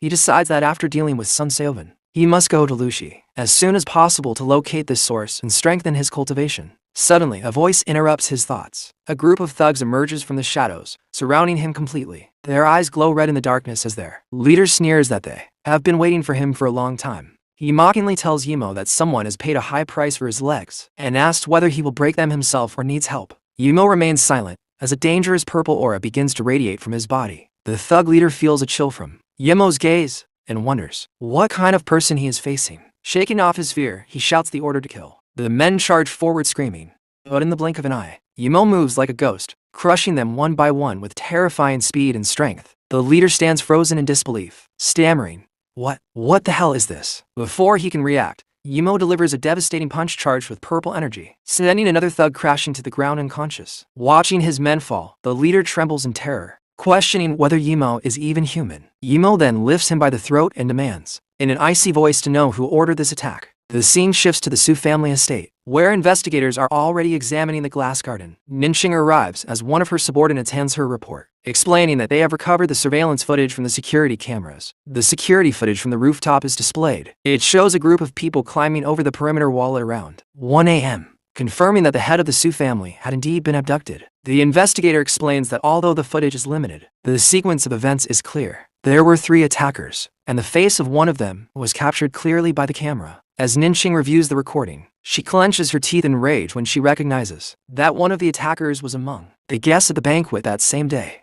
In her mind, an image of Yimo smiling sinisterly appears, marking him as the prime suspect. The scene shifts to Yemo's quiet residence. A black limousine comes to a halt in front of the entrance. Ninxing steps out with a frigid expression and checks her phone. On the screen appears a photo of the house along with the address, No. 432, Hyangshan Road, confirming that this is the correct location. She grips her phone tightly, furious, thinking to herself how Yimo dared to lay a hand on her family. At that moment, a muscular man with his arm in a sling, Son, approaches her and asks whether she is here to find young Master the. Surprised, she demands that he take her to him, realizing that Yimo truly has subordinates, which makes her even more anxious about what might have happened to her little aunt. Son informs her that young Master the is in the courtyard and leads her inside. As she enters, Ninxing is stunned to see several men working in the garden. She thinks to herself that Yimo really does have many followers, even though they all appear to be ordinary people. One of the thugs, Yimo defeated earlier, respectfully approaches and offers her a glass of water, asking whether the temperature is suitable for young Master the. Suddenly, an angry shout shatters the calm atmosphere. Yimo turns and sees that it is Ninxing. Striding toward him in fury, she offers a deal. Since he is just an ordinary person, if he orders his subordinates to release her little aunt, she will let the matter go. Yimo straightens in his chair, completely bewildered, asking what she means by subordinates and little aunt. She points at him accusingly, demanding to know why he kidnapped her aunt. Realizing the situation, his expression darkens as he asks whether she means that the head of the Su family has been kidnapped and whether she suspects him, mocking him for pretending to be innocent. She shows him a tablet containing the surveillance footage, shouting that she never expected his crimes to be recorded so clearly. On the screen, a figure identical to Yimo stands beside Suna on the rooftop, with the exact time of the incident displayed. The image zooms in on the kidnapper's face, revealing a chilling smile that seems to prove his guilt beyond doubt. Watching the video, Yimo thinks that whoever used his face to abduct Suna must have used a spiritual artifact. He wonders whether Sun Saoven's goal was to create conflict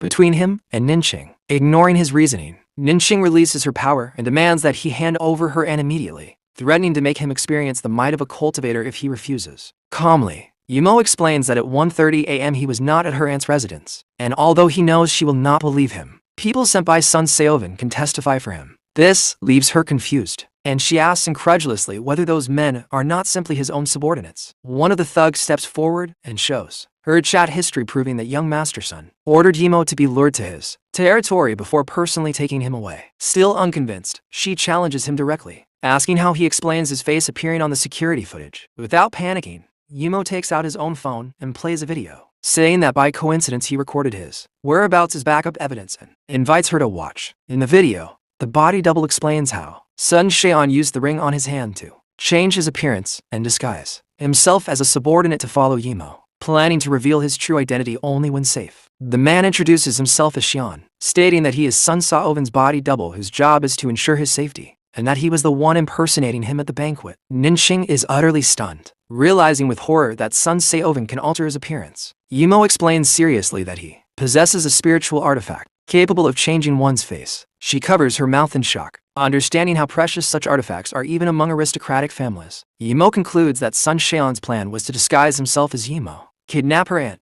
then kill Yimo and frame him without witnesses. Enraged, Ninxing declares she will go after Sun Saoven, but Yimo stops her, warning that doing so would only alert the enemy and place her aunt in even greater danger. Desperate, she asks what they can do if they cannot act. Folding his arms calmly, Yimo suggests that since Sun Saoven has laid a trap, they should play along and lure him into his own scheme. Smiling darkly, he says they will invite him to fall into his own snare. Elsewhere, a man screams in agony as he is choked, purple flames radiating from his body before he is thrown to the ground. The true sunshine stands over him enveloped in a purple aura, commenting coldly that the taste of an ordinary person is indeed mediocre. He turns to the muscular monk and asks whether everything is ready. The monk explains that the life energy of common people is no longer enough to sustain Sun Saoven's cultivation. Fortunately, once he devours the life energy of the surviving member of the 100 Herb sect, he will be able to enter the ranks of cultivators, adding that his junior brother has already captured her. Greedy and excited, Sun Shaowen clenches his fist and declares that once he reaches the first cultivation stage, he will secure a seat on the Elders' Council and recommend the monks to the hidden sect. The muscular monk bows gratefully. At that moment, the other monk arrives and reports that Gaong has captured Yimo, asking how Sun Seoven wishes to deal with him. Sun Seoven burst into maniacal laughter and orders that Yimo be sent to Gaian Temple, but strictly kept alive, because he wants to personally tear out his tongue before handing him to Ninqing. The scene shifts to the imposing Gaian Temple, where men in suits guard the entrance. One guard scolds the others for chatting, reminding them that young Master Sun paid them to watch over the captive, not to relax. Another guard mocks him quietly, saying he is treating something trivial as if it were of supreme importance. Suddenly, news arrives that young Master Sun has come in person. Sun Seoven strides in wearing an elegant white suit, radiating arrogance so overwhelming that all subordinates bow their heads. Sang nervously asks why the young master came personally, but Sun Seoven dismisses the concern, telling everyone to remain calm. Then he orders Sang to discard all communication devices and bring the fully wrapped captive down the mountain with him. Shocked by the strange command, Sang hesitates, and Sun Shan turns toward him with burning purple eyes, asking coldly whether he needs permission to act. Terrified, Sang immediately obeys and withdraws the men without further questions. Left alone in the courtyard, Sun Sha murmurs that something feels very wrong. Meanwhile, Sang walks away sweating, secretly thinking that the fact that the young master addressed him only by name is highly unusual. A white truck starts up and speeds away from the ancient temple into the night. The garden was cleared, and the subordinates were led far away from the scene just as planned. In the courtyard, a soldier ordered the masked man to escort Yimo, hands bound, inside to present him before young Master Sun.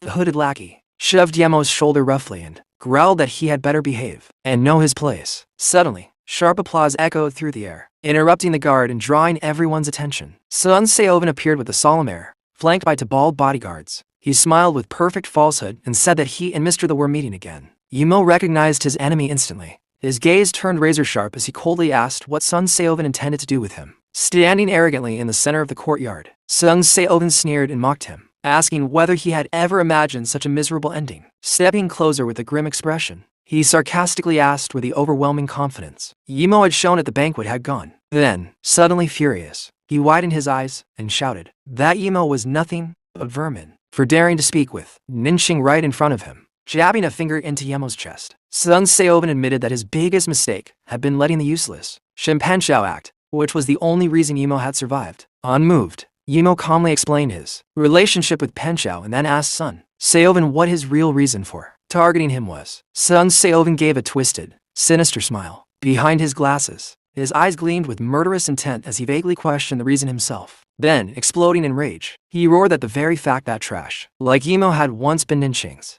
fiancé was an unbearable stain on his life, declaring that she belonged to him alone. Yimo stared at him coldly, as if looking at a madman, and asked in disdain whether he really wanted to kill him over something so ridiculous. Sun Seoven suddenly burst into wild laughter as a surge of purple energy swirled around him. He shook his head, saying that killing Yimo now would be too much of a waste. A gigantic purple shadow manifested behind him. Standing proudly, Sun Seoven declared that a mere mortal like Yimo would never in his life have witnessed such a grand miracle. Yimo narrowed his eyes, carefully observing the strange entity and silently evaluating whether it was a summoning technique or some kind of demonic art. Sun Seoven then revealed his dark ambition. He planned to sacrifice Sauna's body, which possessed extraordinary vitality, and offer it to the shadow in order to fully enter the immortal cultivation realm. His face twisted with extreme excitement, his eyes burning with ambition as he swore that he would become the supreme god, worshipped by all mortals. Still calm, Yimo questioned him, asking that if he were truly so powerful, why he hadn't killed him outright instead of keeping him alive. Smiling smugly while stroking the ring on his hand, Sun Seoven revealed that he had intentionally left clues about the kidnapping so that Ninqing would believe Yimo was the culprit and come to kill him. Standing tall in the darkness surrounded by blue-violet flashes, he prepared to deliver the final verdict of his perfect trap. Pointing at Yimo with a triumphant grin, he slandered him as the kidnapper and murderer of Suna. Instead of panicking,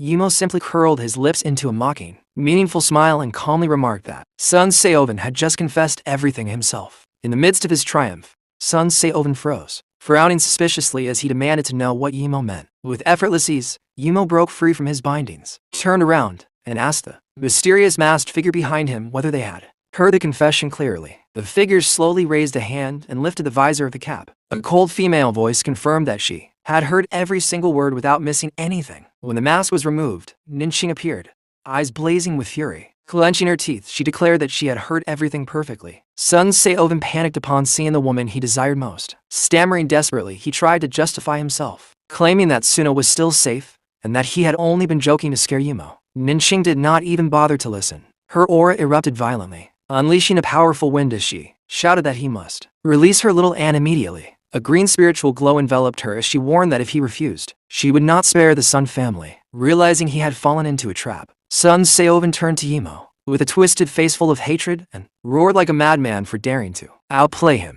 Yimo smiled with satisfaction and calmly reminded him that he had admitted his own crimes. Closing his eyes briefly and shaking his head, Yimo mocked that he could only conclude one thing. Sun Se-oven was truly unbearably stupid. His eyes snapped open, sharp and icy, filled with contempt that pierced Sun Se-oven's pride. Enraged, Sun Se-oven screamed Yemo's name, his fury shaking the air as his eyes glowed ominously. Ignoring him, Ninqing urged Yimo to leave, explaining that she had already notified the Zhu family and that the situation was under control for now. Looking at him worriedly, she warned seriously that Sun Se-oven was a powerful cultivator, someone a mere mortal like Yimo should not confront. Seeing them so close together, Sun Se-oven ground his teeth in jealousy and shouted furiously, asking how they dared to treat him as if he did not exist. Losing all reason, he pointed and ordered his bodyguards to kill Yimo immediately to erase the humiliation. Ninqing instantly stepped in front of Yimo.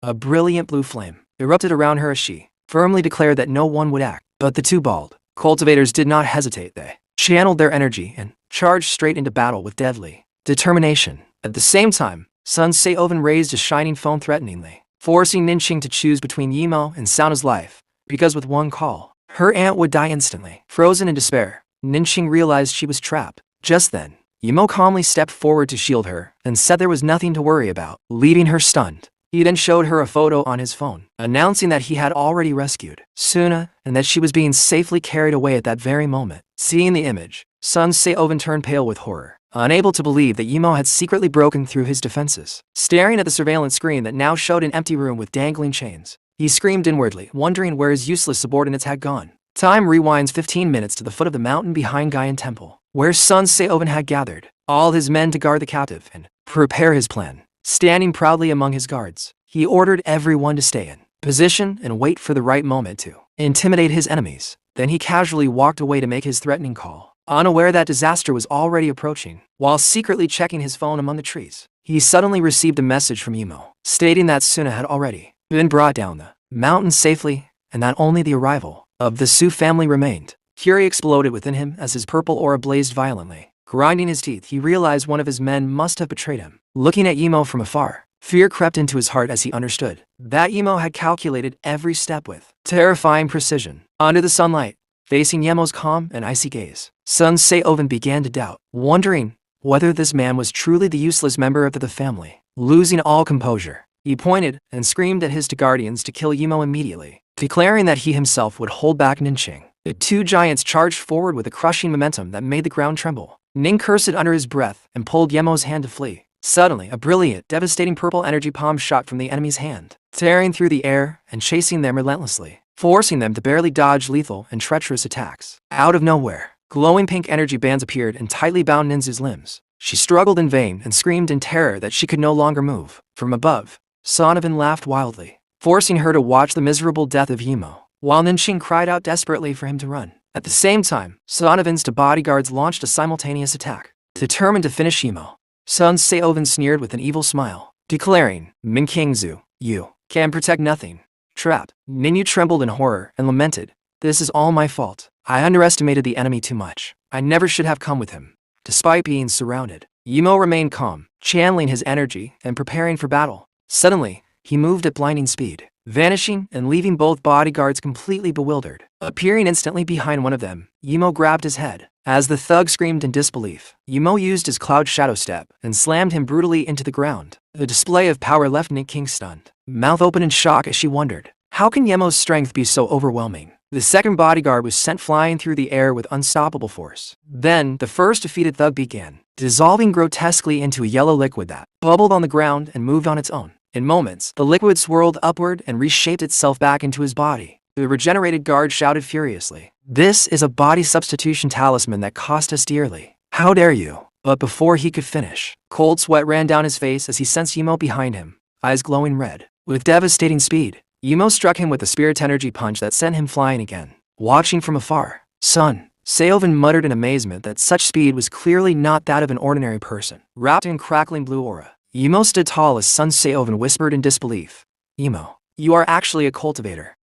Realization left Ning Kingzu, completely stunned as she exclaimed, what? Yimo is a cultivator. Calmly advancing, his feet wrapped in spiritual flames, Yimo told San Sabin, I have actually always wanted to meet you. Clenching his fist, his spiritual energy burned as he recalled every crime of his enemy. How they sent him to prison, hired people to attack him, arranged for Zhang Pengqiao to hunt him, kidnapped his friend, and hurt his dog. These actions endangered his Jingwen and everyone he cared about. Yimo declared that from the beginning, Sun Xian had been nothing but a buzzing fly around him. With red burning eyes, he warned that he had tolerated it for too long. And now it was time to silence him. Standing victoriously over the defeated guard, Yimo faced Sonobin, who remained unmoved. Sun Seoven scoffed that it did not matter if Yimo was a cultivator, then summoned a dark entity, admitting he did not originally want to use it because the price was high. The demonic creature lunged at Yimo, unleashing devastating dark power. The defeated bodyguard was consumed by a purple shadow rising from the ground, his body twisting in agony. Yimo, surprised, realized the technique seemed to have a teleportation function and wondered if it was a cultivation method of this world. Sun Seoven coldly declared that since his trash guards were useless, they would become part of him, because the shadow art only required devouring a cultivator. Laughing maniacally, he boasted that he had absorbed two cultivators at once. In a flash of purple light, the guard's life energy was ripped from his body. Empowered, Sun Xian proclaimed he had reached the legendary first cultivation level. Yimo stared in shock, realizing his opponent had just devoured two people's cultivation bases. In the center of the darkness, a mysterious eye-shaped artifact pulsed with sinister energy as Sonobin, wrapped in shadow power, warned Yimo with a crazed smile that he was next. Meanwhile, Ninyu blamed herself for her arrogance, regretting that she had not foreseen how deeply Sonobin had hidden his power. She stepped forward, believing Yimo was in danger because of her, and shouted at Sun Shan to let him go, offering to settle matters between themselves. Sun Seoven looked at her with contempt, mocking that even now she was still protecting that trash, surrounded by shadow energy. He called Yimo by name and unleashed his dark entity again. Desperate, Ninyu screamed for Yimo to dodge. Suddenly, a barrage of dark projectiles intercepted the attack, stopping it mid-air. Yimo appeared instantly in front of Ninxing's to protect her, slamming his foot down to release a blue spiritual shockwave. Grabbing her hand, he leapt away inside a swirling vortex of power to escape danger. Sun Seoven asked in disbelief when Yimo had managed to evade his attack. Wrapped in his aura, Yimo mocked his so-called first cultivation level and sarcastically asked if that power was really impressive. Ninyu realized in horror that Yimo's aura far surpassed Sun Seoven's. Landing with explosive force, Yimo charged forward and delivered a devastating punch that sent Sun Seoven flying, coughing up dark blood. In disbelief, Sun Sha cried, how is this possible? The shadow entity attacked again to protect its master, but Yimo calmly deflected the purple energy wave with his blue aura like an impenetrable shield. Sun Seoven sneered that even if Yimo were a second-level cultivator, he would still be devoured. By his shadow art, Yimo allowed the dark tentacles to wrap around him, then suddenly exploded with spiritual power, shattering the purple energy. With red glowing eyes, he declared coldly that against true absolute power, the so-called shadow art was useless. His energy tore the demonic manifestation into thousands of fragments. Emerging from the wreckage, Yimo smiled confidently and announced that he had caught the real source of Sun Shan's power, a small, slimy purple creature holding a squealing insect. Yimo revealed that the shadow art was actually a parasitic spiritual insect that absorbed human spiritual energy. With contempt, he crushed it in his hand, destroying his enemy's power source. Completely defeated, Sun Sha collapsed to his knees, spitting dark blood. Lying on the ground, he wondered why Yimo, supposedly a discarded family trash, could be so strong. In panic, he shouted that Yimo could not kill him because he belonged to the Sony family, whose great-grandfather was part of the true hidden sects. He threatened that if Yimo killed him, he would surely die in return. Yimo pondered the term hidden sect, wondering if it referred to the cultivation sects of this world. Sun Seoven burst into maniacal laughter, shouting that compared to his powerful background, Yimo was nothing. Calmly, Yimo began walking toward him, his blue aura burning with terrifying determination. Fear overtook Sonobin as he warned Yimo to think carefully, insisting that he could not afford the consequences of killing him. Yet Yimo continued advancing, each step echoing with unshakable resolve. As Sun Seoven began crawling on the ground, dragged across the ground, Sun Shan desperately orders Yimo to stop and asked in panic why he keeps advancing. As Yimo's hand descends, Sun Shan begs him to spare his life, swearing that he is not joking and that Yimo will truly die if he kills him. Terrified, he admits he was wrong and pleads to be let go. But with his eyes burning red, Yimo coldly condemns him to rest in hell. Without hesitation, he releases a devastating strike that shatters the ground beneath his opponent. Freed from her restraints, Ninyu watches the scene in stunned silence, unable to speak. Yumo stands tall and imposing over Sun Shaon's defeated body, his blue aura still crackling with power. As the dust settles, the destruction of the temple, courtyard, and the end of the battle are fully revealed. Turning around, Yumo tells Ning Qingzu that everything is over and informs her that he has received news that her aunt has already been picked up. With a trembling voice, she thanks him, admitting that she always thought he was just an ordinary person and never expected anything like this. Looking regretful, she realizes to herself that in the end, she was the ignorant one, sitting atop the ruins. Yumo explains that he would have sought out Sansavan anyway and that, in addition, he has obtained what he wanted. Holding up a golden artifact, he deduces that it must be Sansavan's spiritual treasure. He notes that although its craftsmanship is rough, it is still an object that only a 4th stage cultivator could produce. Beside him, Ning asks why, with such overwhelming power, he was expelled by the Wei family, arguing that he clearly could have become the head of the clan. Turning his back to her, Yumo replies coldly that he no longer has anything to do with the Wei family, adding that his true strength will only emerge after the qualitative transformation of the 3rd stage. Hearing this, fierce determination ignites in Qingzu, who silently vows that she must reach that level no matter the cost. A painful memory surfaces. Her desire to become a true cultivator is rooted in escaping the oppressive control of the Nin family. Yumo watches her quietly for a moment, understanding her inner struggle without saying a word. Breaking the silence, he reminds her of their deal and says he will help resolve the problem in her body while showing her a shining pill. He explains that it is the spirit dispersing pill, designed to dissolve the violent spiritual energy afflicting her. Horrified, she asked whether dispersing it would mean her cultivation base would disappear completely. Calmly, Yumo warns that the ancient method she practices is flawed and that if she continues, she will die prematurely. She hesitates, saying that if she disperses her power, she will be an ordinary person for the rest of her life. Yumo tells her this is their next deal, leaving her completely shocked. With a penetrating gaze and red glowing eyes, he asks her directly whether she wants to learn the true immortal cultivation method. Days later, under a bright sunny sky, the doorbell rings at Yemo's luxurious house. He cautiously opens the door, wondering who could be visiting him. To his surprise, he sees a blushing Ning Qingzu, elegantly dressed with her luggage in hand. Nervously, she explains that according to their agreement, she has brought her belongings and will stay at his house temporarily. Confused by her red face, Yumo asks whether her injury has reopened. Embarrassed, she gently pushes past him and stammers for him not to mention it. As they walk through the garden, she asks whether he is going on a long journey. He replies that he is, though he does not know when he will return. Inwardly, Yumo thinks that with the Sansavan matter resolved, he should go to Liushi to search for clues about the spiritual source. Pointing to the silver heartgrass, he explains that cultivating near it will benefit her, as the spiritual energy it emits is gentle and ideal for healing her body. Nearby, his little puppy happily runs around, drawn to the plant's energy. Stroking the dog, Yumo confirms that before leaving, he will teach her the true immortal cultivation method as part of their deal. Then, with a sly smile, he asks her to take responsibility for caring for both the silver heartgrass and his dog while he is away. Surprised, she comments that it is strange to see such an expression on his face. Holding the puppy, she asks what its name is. Yumo hesitates, wondering if she means a person. Smiling, she asks whether it has no name yet and urges him to choose one, so it will be remembered by the world. As the puppy barks curiously, Yumo gazes nostalgically and decides to name it Salyu. The puppy barks happily, and she smiles, saying it seems to like its new name. Yumo murmurs softly that this is good. A memory from his past suddenly flashes in his mind, a familiar voice calling Salyu to come eat. His companions praising brother Salyu for his cool techniques, and the image of his traitorous master affectionately calling him little Salyu.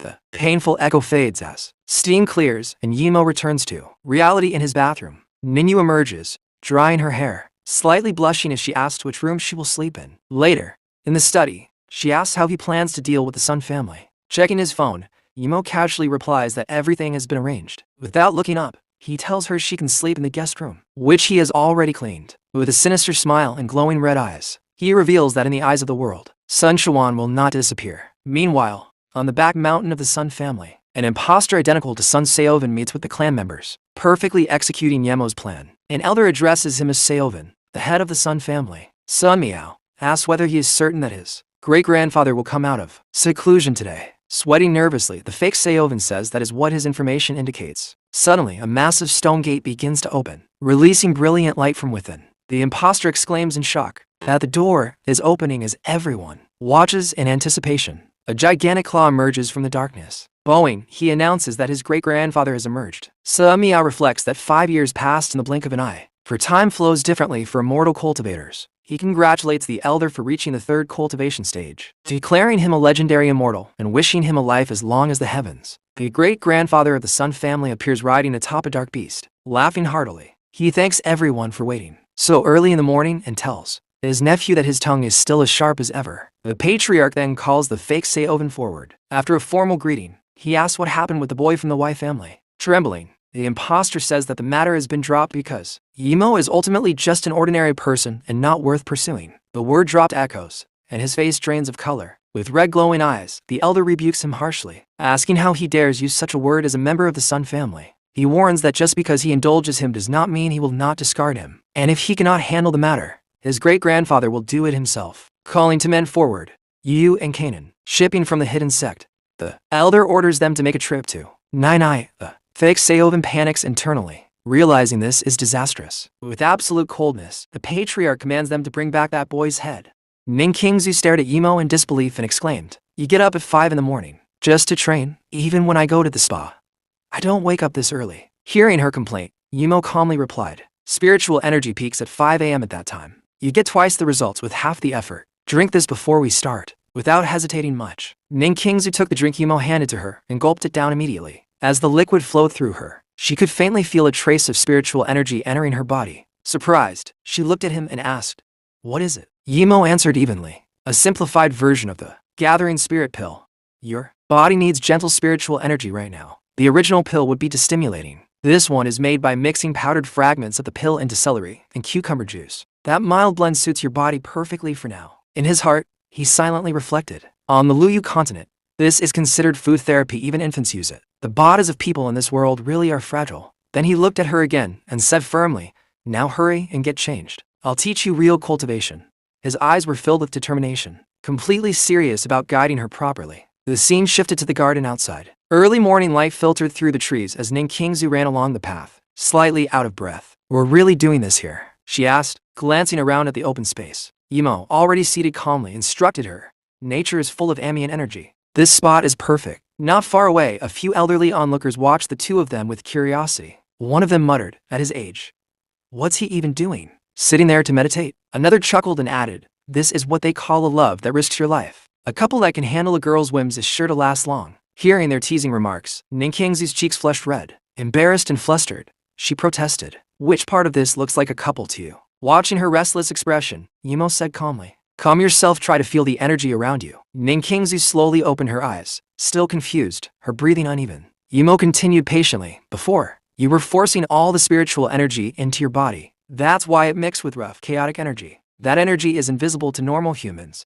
but it's the body's ultimate defense. You destroyed that barrier yourself." His voice remained steady as he explained further. Cultivation is about purifying energy. Pure, gentle spiritual energy strengthens the body from within. The biggest difference between you and me is how we use that energy. You people can channel only about 40% of it. My method uses 100%. As he spoke, spiritual energy began to release from Yemo's body. A subtle yet powerful aura surrounded him, and the energy flowed smoothly, gathering and being absorbed back into him in a steady rhythm. Continuing his lesson, he said, "Absorbing energy requires mental focus. Normally, that focus exists in the spirit platform around the forehead. Once you find it, just absorb, focus, feel it, absorb." Following his guidance, Ning Kingzu gradually entered a strange state of awareness. Her surroundings seemed distant as she tried to empty her thoughts. "Perceive, empty your mind, become one with nothing," she told herself. Yet frustration crept in. "Why? I still can't feel the aura." The elderly couple who had been watching them for a long time began to grow concerned. "Are you all right? You're sweating like a waterfall," one of them called out. Meanwhile, Ning Kingzu continued meditating, though it was clearly difficult for her. "No good. I really don't get it," she thought anxiously. Then suddenly something changed. A warm current began to flow inside her body. Spiritual energy started entering her system naturally, gently circulating within her. A hand rested lightly on the top of her head. It was Yimo. He had stepped closer without her noticing, leaning slightly toward her. His voice, low but firm, he said, "Close your eyes and try again." Yimo continued in a steady voice, "Use my spiritual power as a guide, try feeling it through me." Hearing that, Ning Kingzu's cheeks turned red, but she nodded softly. "Oh, okay." Not far away, the elderly couple watching them widened their eyes in shock. "Oh my God," one whispered dramatically. In their minds, this wasn't training at all, it was pure romance unfolding in broad daylight. The scene shifted to Ning Kingzu's consciousness. She found herself surrounded by endless water, calm and luminous, stretching in every direction. The world felt quiet, weightless. Slowly, faint currents began to flow around her, subtle ripples responding to her thoughts. So this is spiritual energy felt through willpower. She murmured in awe. It's beautiful. Within that serene inner world, she could also see Yemo's presence calm and composed, like a steady anchor in the vast ocean. He spoke gently. That's the true essence of this world's aura. It's too thin to be seen by the naked eye. After a moment, his tone shifted slightly, practical as ever. All right, that's enough for today. If you keep sensing and drawing an energy like this, you'll reach cultivation stage 1. Back in reality, Ninkingzu slowly opened her eyes. Her face was still flushed, whether from embarrassment or the closeness between them. Even she couldn't tell. At the same time, exhaustion washed over her body. Though she had only been sitting still, the mental strain had drained nearly all her strength. Yemo glanced at her and said calmly, "Let's head back." Ninkingzu nodded lightly. All right. Later, she was sitting downstairs by herself, lost in thought. Suddenly, she clenched her fist and burst out honestly. Her face flushed again as Yemo's words replayed in her mind. Then her expression hardened with determination. The goal is stage 1 cultivation. I have to keep at it. With that resolve burning inside her, the scene shifted forward 1 week later. Yemo was standing alone at a bus stop outside the city. Looking around quietly, he muttered, "This is the place Ryuya mentioned. Did I get here too early?" Just before leaving home earlier that day, he had been thinking to himself, "It's been a week. Amatani should now be able to sense spiritual energy clearly. With the gathering spirit pill I gave her, she should be able to reach stage 1.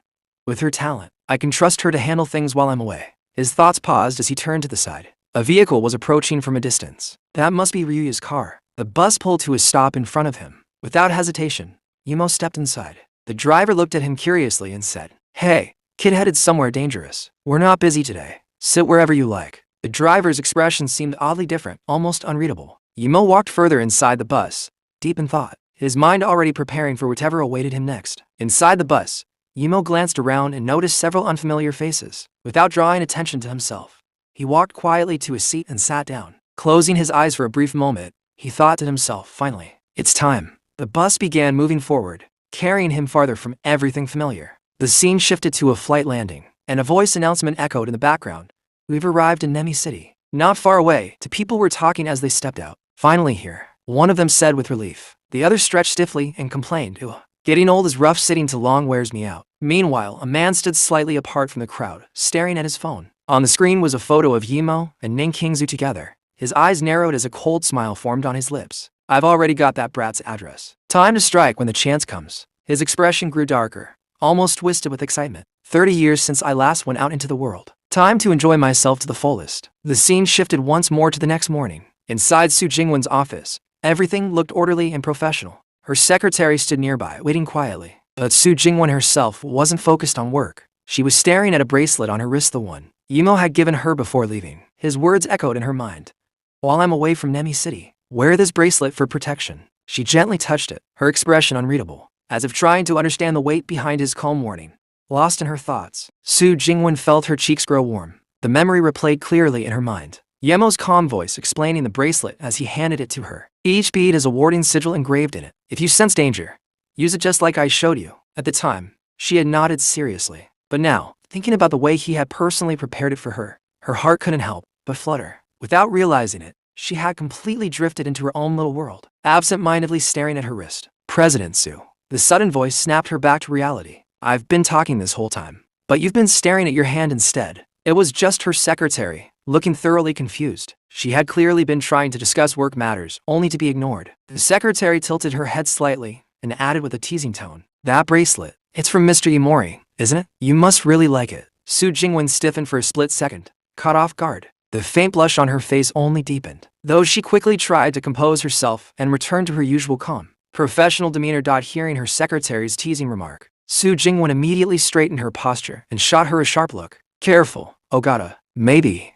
I'll send you on the next business trip to country Y, your least favorite place." The threat was delivered in a calm, almost elegant tone. From outside the office, a panicked voice suddenly rang out. "Please don't do that." It was the manager, who had apparently overheard enough to understand the danger Ogata was. The scene then shifted to a dense forest, where Yemo's bus was steadily moving along a long, winding road. The sunlight filtered faintly through the trees, casting shadows across the windows. Yemo sat quietly in his seat, his expression calm but alert. In his mind, he calculated 6 hours since departure. His gaze drifted briefly across the passengers. It seems everyone on this bus has their own reason for heading to Ryuya. The air inside the bus felt strangely tense, as if each traveler carried hidden intentions. Suddenly, without warning, the bus came to an abrupt stop. The force jolted everyone forward. What the? Someone shouted from the back. Can't even ride in peace, huh? Another passenger complained loudly, irritation spreading through the cabin as confusion filled the air. The driver quickly tried to steady the situation, raising his voice so everyone could hear. Please remain calm. This bus is completely safe. But before he could finish, the sound of splintering metal echoed through the air. The door was violently kicked open from the outside.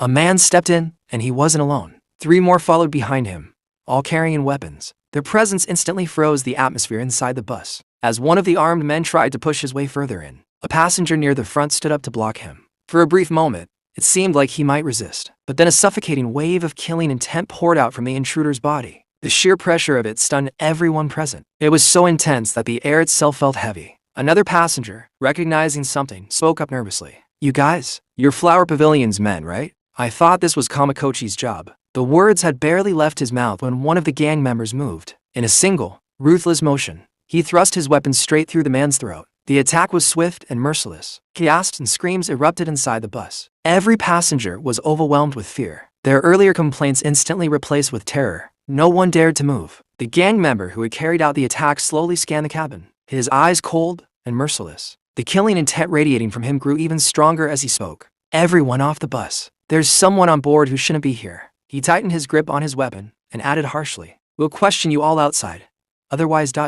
you'll end up like him. Yumo quietly lifted his gaze toward them, his expression unchanged. Inside his mind, he thought calmly. So that's who they're after? Looks like I've gotten dragged into another mess. One of the gang members suddenly pointed at him. Hey, kid, stand up. Yumo didn't respond. He remained seated, silent and still. The man's voice grew harsher. Sneaking around like that. Show me what's in your bag. At that moment, the gang's leader shifted his attention toward the scene. His eyes were cold as he spoke to his subordinate. Kato, ignore the uncooperative ones. No time to waste, just deal with him quickly. Roger that. Kato stepped forward, fixing his gaze on Yumo. A powerful killing intent began to radiate from him, thick and oppressive, pressing down on the already terrified passengers. The air felt heavier with each step he took toward Yumo. His weapon ready, his hostility unmistakable. What? He vanished. The man's voice trembled in disbelief. He couldn't understand what had just happened. 1 second Yumo had been sitting quietly in his seat, and the next, he was gone. The gang member stood there completely stunned. Then suddenly Yumo appeared right behind him. Before the man could react, block, or even turn around, Yumo's fist shot forward. The punch landed directly on his face with overwhelming force. The impact sent him flying backward, crashing through one of the bus windows and hurtling outside. Glass shattered everywhere. After delivering the blow, Yumo spoke coldly. If you're in such a hurry, I'll take you all on myself. Seeing this, the boss and the remaining gang member immediately rushed forward with their weapons, fury blazing in their eyes. Damn it, get him, they shouted. One of them charged at Yumo from the front and threw a punch toward his face. At the same time, another attacked from behind, trying to catch him off guard. But Yumo moved smoothly, blocking the strike with effortless precision. The boss himself lunged in next, weapon raised, aiming to finish the fight personally. It ended in an instant. With a single punch, Yumo knocked him down. The force of the blow drove the boss upward, slamming his head into the ceiling of the bus. The metal above dented violently from the impact. Yumo's eyes had turned red, glowing faintly with an intense aura as he looked over the defeated men. That's the last of... Among the shaken passengers was the hooded girl they had seen earlier, silently watching everything unfold. Soon, the chaos settled. The gang members were thrown off the bus, their bodies dragged outside, including the one who had been killed earlier. One of the passengers inspected the vehicle carefully and said grimly, "The axle's busted, we can't move." Hearing this, a bald man clicked his tongue in frustration. TCH, of all places for this to happen. No signal either. If wild beasts show up in this forest, we're trapped. 2 other passengers exchanged uneasy glances. What do?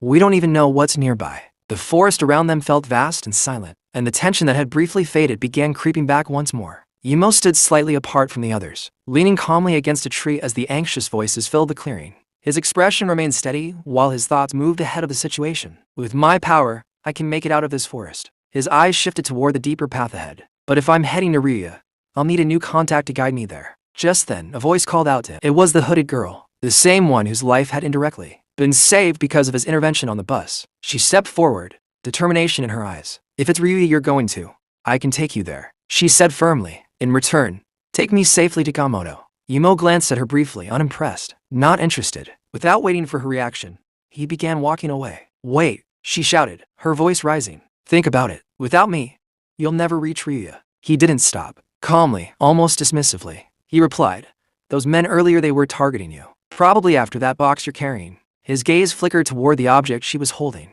Besides, you've got some nerve trying to bargain with me. As he spoke, a subtle wave of energy began to radiate from him again. The pressure in the air shifted, heavy and undeniable. The girl stiffened. For a moment, she clenched her teeth. Then she exhaled sharply. Fine. You win. But she wasn't done. Wait, she called again, this time more composed. My name's Fuyuki Kui.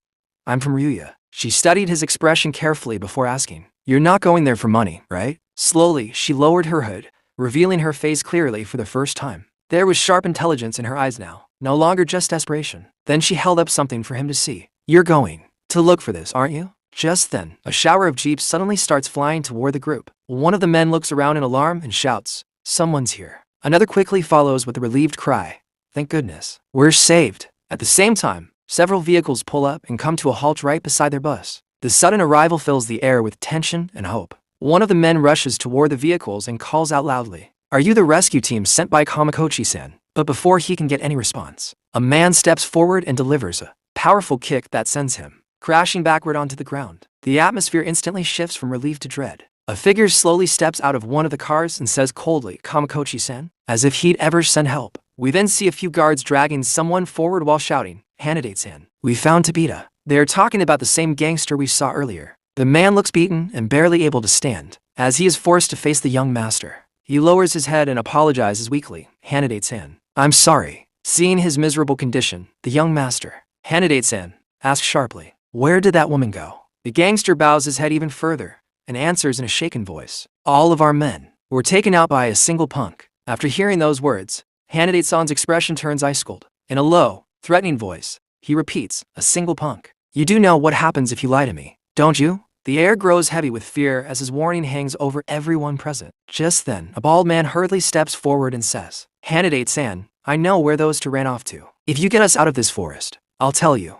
From inside the bus, a few other members lean forward and back him up, shouting, that's right, we can vouch for it. He had a mask on, but that smell was definitely a woman. Hearing this, Hanade-san narrows his eyes slightly and replies, oh, go on. The bald man gathers his courage and points toward a darker stretch of trees. They went from here into that part of the forest over there. A beast might have already eaten them by now. One of the young master's guards then steps closer and says carefully, that way leads to Gamoto. Maybe they went to Kunita Shiguru. At this, Hanade-san lets out a faint scoff.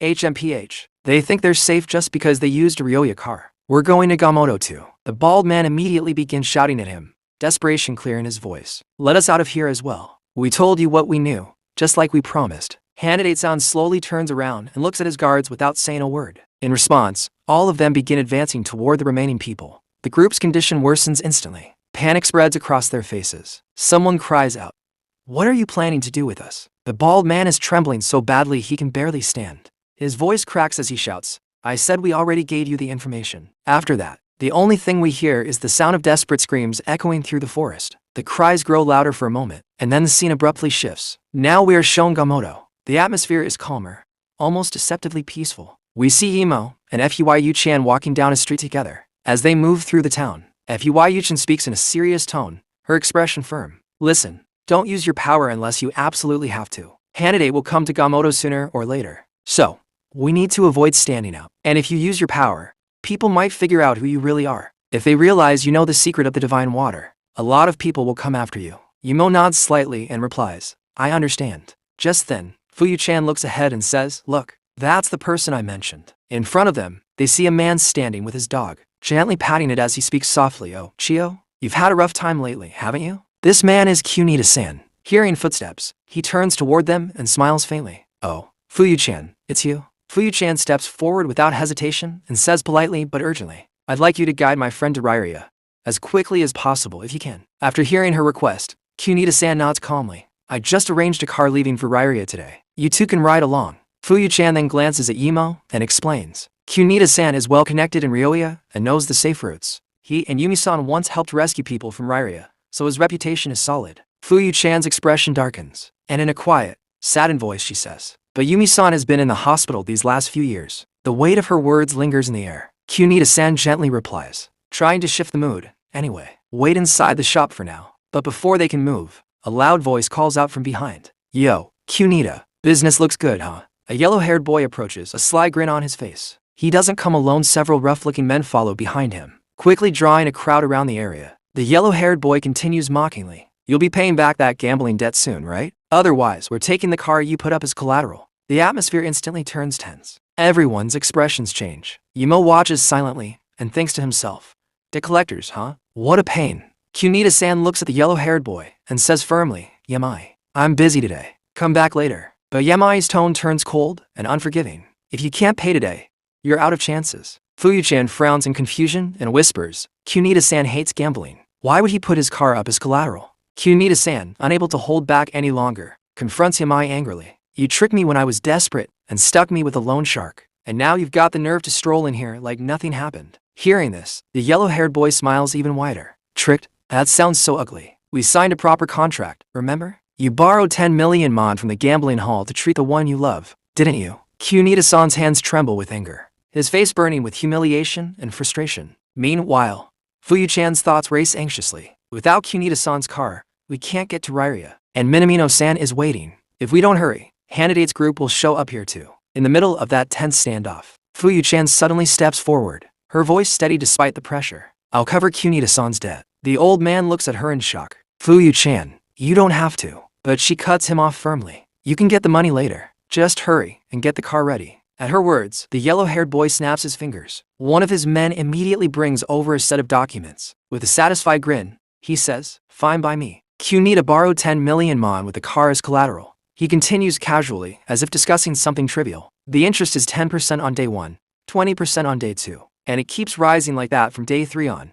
Then, smiling even wider, he adds, "It's been 15 days since he borrowed it his. Total debt now is 130 million yen." Cunita-san's face flushes with disbelief and anger. "I never agreed to those terms." Fuyuchan steps forward again, glaring at them. "You're just trying to bleed him dry." The yellow-haired boy begins clapping mockingly. "I don't care if he can't pay. We'll just settle things the Gamoto way. Around here, everything's decided by gambling debts. Lives, everything disappears if you win." He tilts his head slightly, his smile turning sharper. "So how about we let the dice decide this one too?" From behind him, a tall figure steps forward. Pointing toward him, the yellow-haired boy announces, "Our friend William here will act as the dealer." The butler-like man gives a deep, graceful bow, a strangely unsettling smile on his face. "A pleasure to meet you. It's an honor." Seeing all of this unfold, Cunita-san raises his voice in panic. "Fuyuchan, don't take this seriously. He's one of the most powerful men in the whole gambling hall." But Fuyuchan is already sweating. The pressure is intense, yet she doesn't step back.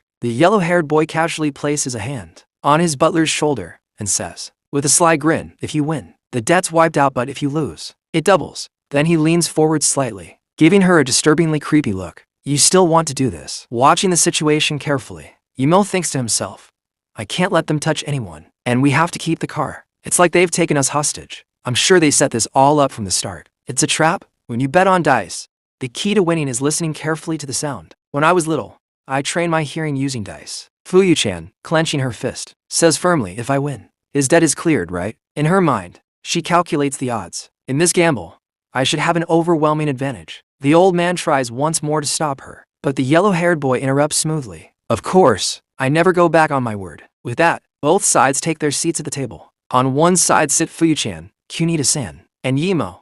On the other side are the yellow-haired boy, his eerie butler William, and their men. The air grows heavy as the dice are placed on the table. And now, the game is about to begin. After that, everyone finishes getting ready and looks toward them. Seeing this, Yimo thinks to himself, Fuyuchan is already walking right into their trap. He's not just some gambling prodigy. At the same time, on the other side, the butler is also thinking to himself, to think he actually agreed to this bet. He must have a death wish. I've been training in gambling skills under my master since I was 5 years old. With this ability, I can dominate any gambling hall. And with this button my master gave me, as long as I have this, winning at dice is guaranteed. Soon after, we see Fuyuchan preparing to roll the dice. Meanwhile, the butler stands there with an extremely creepy smile on his face, thinking to himself, a piece of cake. Then he calmly says, "Ladies first, please choose odd or even." Some of the other people standing with him also speak up, saying, "You roll the dice yourself, so no complaining if you lose, alright?" However, completely ignoring their remarks, Fuyuchan confidently replies, "It's too soon to laugh at us." Then she begins thinking to herself, with 3 dice, the chance of getting odd or even is 50-50 each. Mathematically, it looks like a fair game. But from that very first throw, I already memorized the sound of the dice landing. This round is mine. Immediately after, she declares loudly, this one is even. Hearing her confidence, the butler responds, you sound confident. Then I'll take odd. Open it. When the dice are revealed, the butler looks at them and says, 2, 3, and 5. That makes 10. So it's even. Seeing the result, Fuyuchan lets out a relieved breath and says, thank goodness. Kunita-san then excitedly adds, that's one win. One more, and we've won it all. Hearing that, Fuyuchan nods and replies, right? But the two men standing behind the butler immediately interrupt with cold expressions, saying, don't get carried away. The game isn't over yet. Then the butler calmly looks at Fuyuchan again and says, then please throw the dice again. After that, Fuyuchan starts rolling the dice again. As she prepares for the next round, she looks at them firmly and says, you'd better keep your promise, or I won't let you off easy. Then she confidently declares, I'm choosing on next. Hearing her decision, the butler calmly replies, in that case, I'll go with. At that moment, the scene briefly shifts to Imo, who watches the situation carefully while thinking to himself, here it comes. Meanwhile, the butler finishes his sentence with a faint smile and says, how about triples? The moment those words are spoken, Kunita-san is shocked and thinks to himself, triples. The chance that all three dice match is 1 in 36. Fuyuchan immediately responds, that's right. She is just about to reveal the dice, confidently believing the outcome is already decided, and says, which means this round is as good as ours. However, the butler continues to stand there with the same unsettling smile on his face. When the dice are finally shown, he calmly announces the result. 3 sixes, a perfect triple. Seeing that unbelievable outcome, Kunita-san can hardly believe his eyes and says, I can't believe she actually hit it. At the same time, Fuyuchan is completely stunned and thinks to herself, no way. Did I mishear the sound? Imo, who seems to understand what is really happening here, quietly watches everything unfold, but he chooses not to say anything. Then the butler casually speaks again.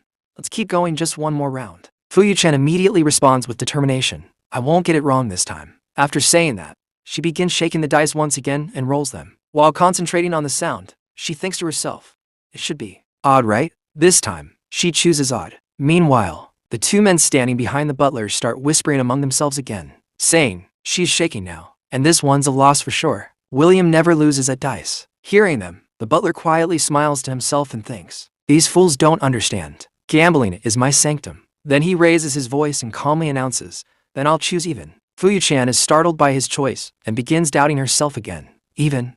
Did I mishear again? She thinks nervously. After a brief moment of hesitation, she says, I'll open it. But just as she is about to reveal the dice, someone suddenly stops her. That person is none other than Imo. Seeing him step forward, one of the men immediately snaps. Who the hell are you? The butler also looks at him with curiosity and asks, and you are? Imo calmly steps forward and declares, I'll take the last round.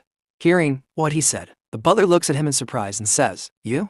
Seeing Imo suddenly step forward like that, Fuyuchan immediately reacts and says, he's not a normal person. Imo calmly looks toward the butler and replies, no, he's the same as me. Confused by his words, Fuyuchan asks, the same as you? At the same time, a thought begins to form in her mind. Don't tell me, this guy is. Meanwhile, on the other side, an intense and terrifying aura begins to emanate from the butler's body. The pressure in the air grows heavier as he stares directly at Imo, thinking to himself, a cultivator. Just then, someone suddenly slams a hand down onto the table and shouts, hey, are you planning to swap in on your own? The person causing the commotion is none other than the yellow-haired guy, who angrily yells, weren't you only supposed to be betting against that woman? Without showing the slightest bit of hesitation, Imo calmly pulls out a card. He flicks it forward, letting it land on the table in front of them. Then he says in a steady voice, this card has 24 million yen on it. You can withdraw it from any bank.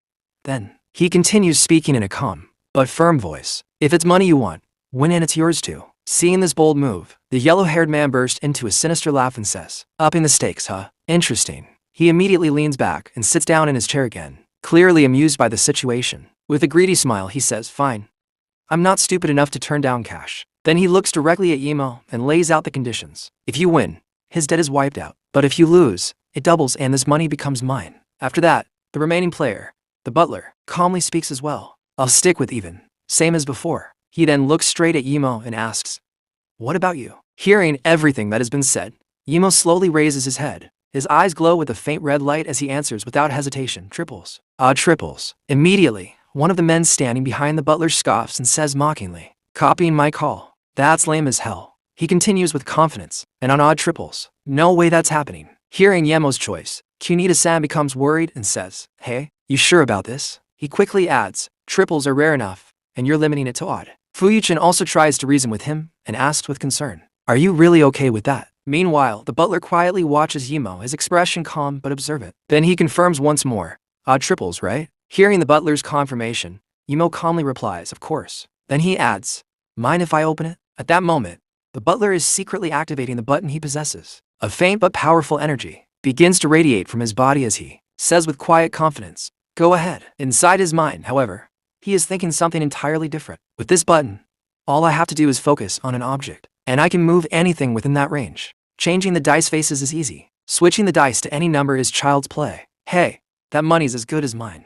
As these thoughts run through his head, a twisted grin spreads across his face, and he even begins laughing like a madman, convinced that victory is already guaranteed. Just then, Yimo calmly says, open it. The dice are revealed. Yimo looks at them and announces clearly, 3 ones. Odd triples. The moment the result is seen, the 2 men standing behind the butler react in shock. One of them blurts out, lucky. No, this has to be cheating. The butler himself is completely stunned. Staring at the dice in disbelief, he shouts, how did it land on that? Unable to control his shock any longer, he suddenly stands up from his chair and begins yelling loudly, odd triples shouldn't happen like that. Then, pointing angrily toward the table, he shouts, this is cheating. After hearing all of his accusations, Fu Yuchan finally loses her patience. She shouts angrily, so your triples are fine, but ours are cheating. The butler, still refusing to accept the outcome, angrily snaps back, as long as I'm here, there's no way you're rolling triples, because I'm the one who. Before he can finish his sentence, Yimo calmly completes it for him. Has been changing the dice faces, right? The words land heavily in the room.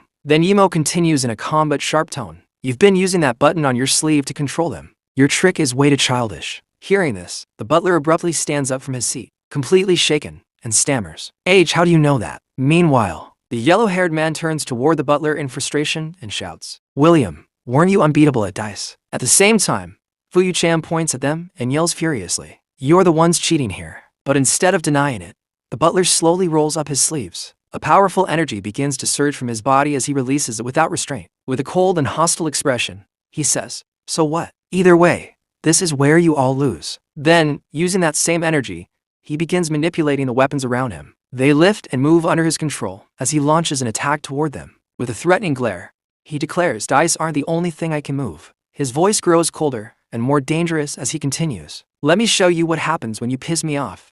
In the next instant, the butler suddenly launches an attack. With a cruel smile on his face, he sends his knives, flying straight toward Yimo. It is clear that he had already decided to turn the situation violent, but Yimo remains completely calm, as if he had expected something like this from the very beginning. A moment later, the scene shifts back to the butler, whose expression quickly turns into one of pure shock. Without even moving from his spot, Yimo has already changed the direction of every single knife that was thrown at him. The blades, which were meant to strike him, instantly shift course under his control. Before anyone can even react, Yimo moves forward with incredible speed. In the blink of an eye, he reaches the butler and grabs him, lifting him up into the air with just one hand as if he weighs nothing. Seeing this, the 2 guards standing beside the yellow-haired man panic and shout, William San. Holding the butler in the air, Yimo calmly says, as promised, the debt is cleared, and I'll be taking the IOU. At that moment, an overwhelming and terrifying energy begins to pour out from Yimo's body, filling the entire room with an intense pressure that makes everyone freeze. From behind, the yellow-haired man grits his teeth and angrily shouts, damn you. Meanwhile, the butler struggles weakly and demands, hand it over. Now. I said hand it over. The yellow-haired man looks at him nervously and says, William, he's. But before he can finish, the butler glares at him and coldly says, San Shisan, are you asking to be killed? Realizing the situation has completely turned against them, the yellow-haired man reluctantly pulls out the paper and hands it over. Fine. The moment he does, Yimo releases his grip and throws the butler down onto the ground. Then he coldly says, take them and get lost. The butler, now in a miserable and battered state, struggles to speak and quietly replies, yes, sir.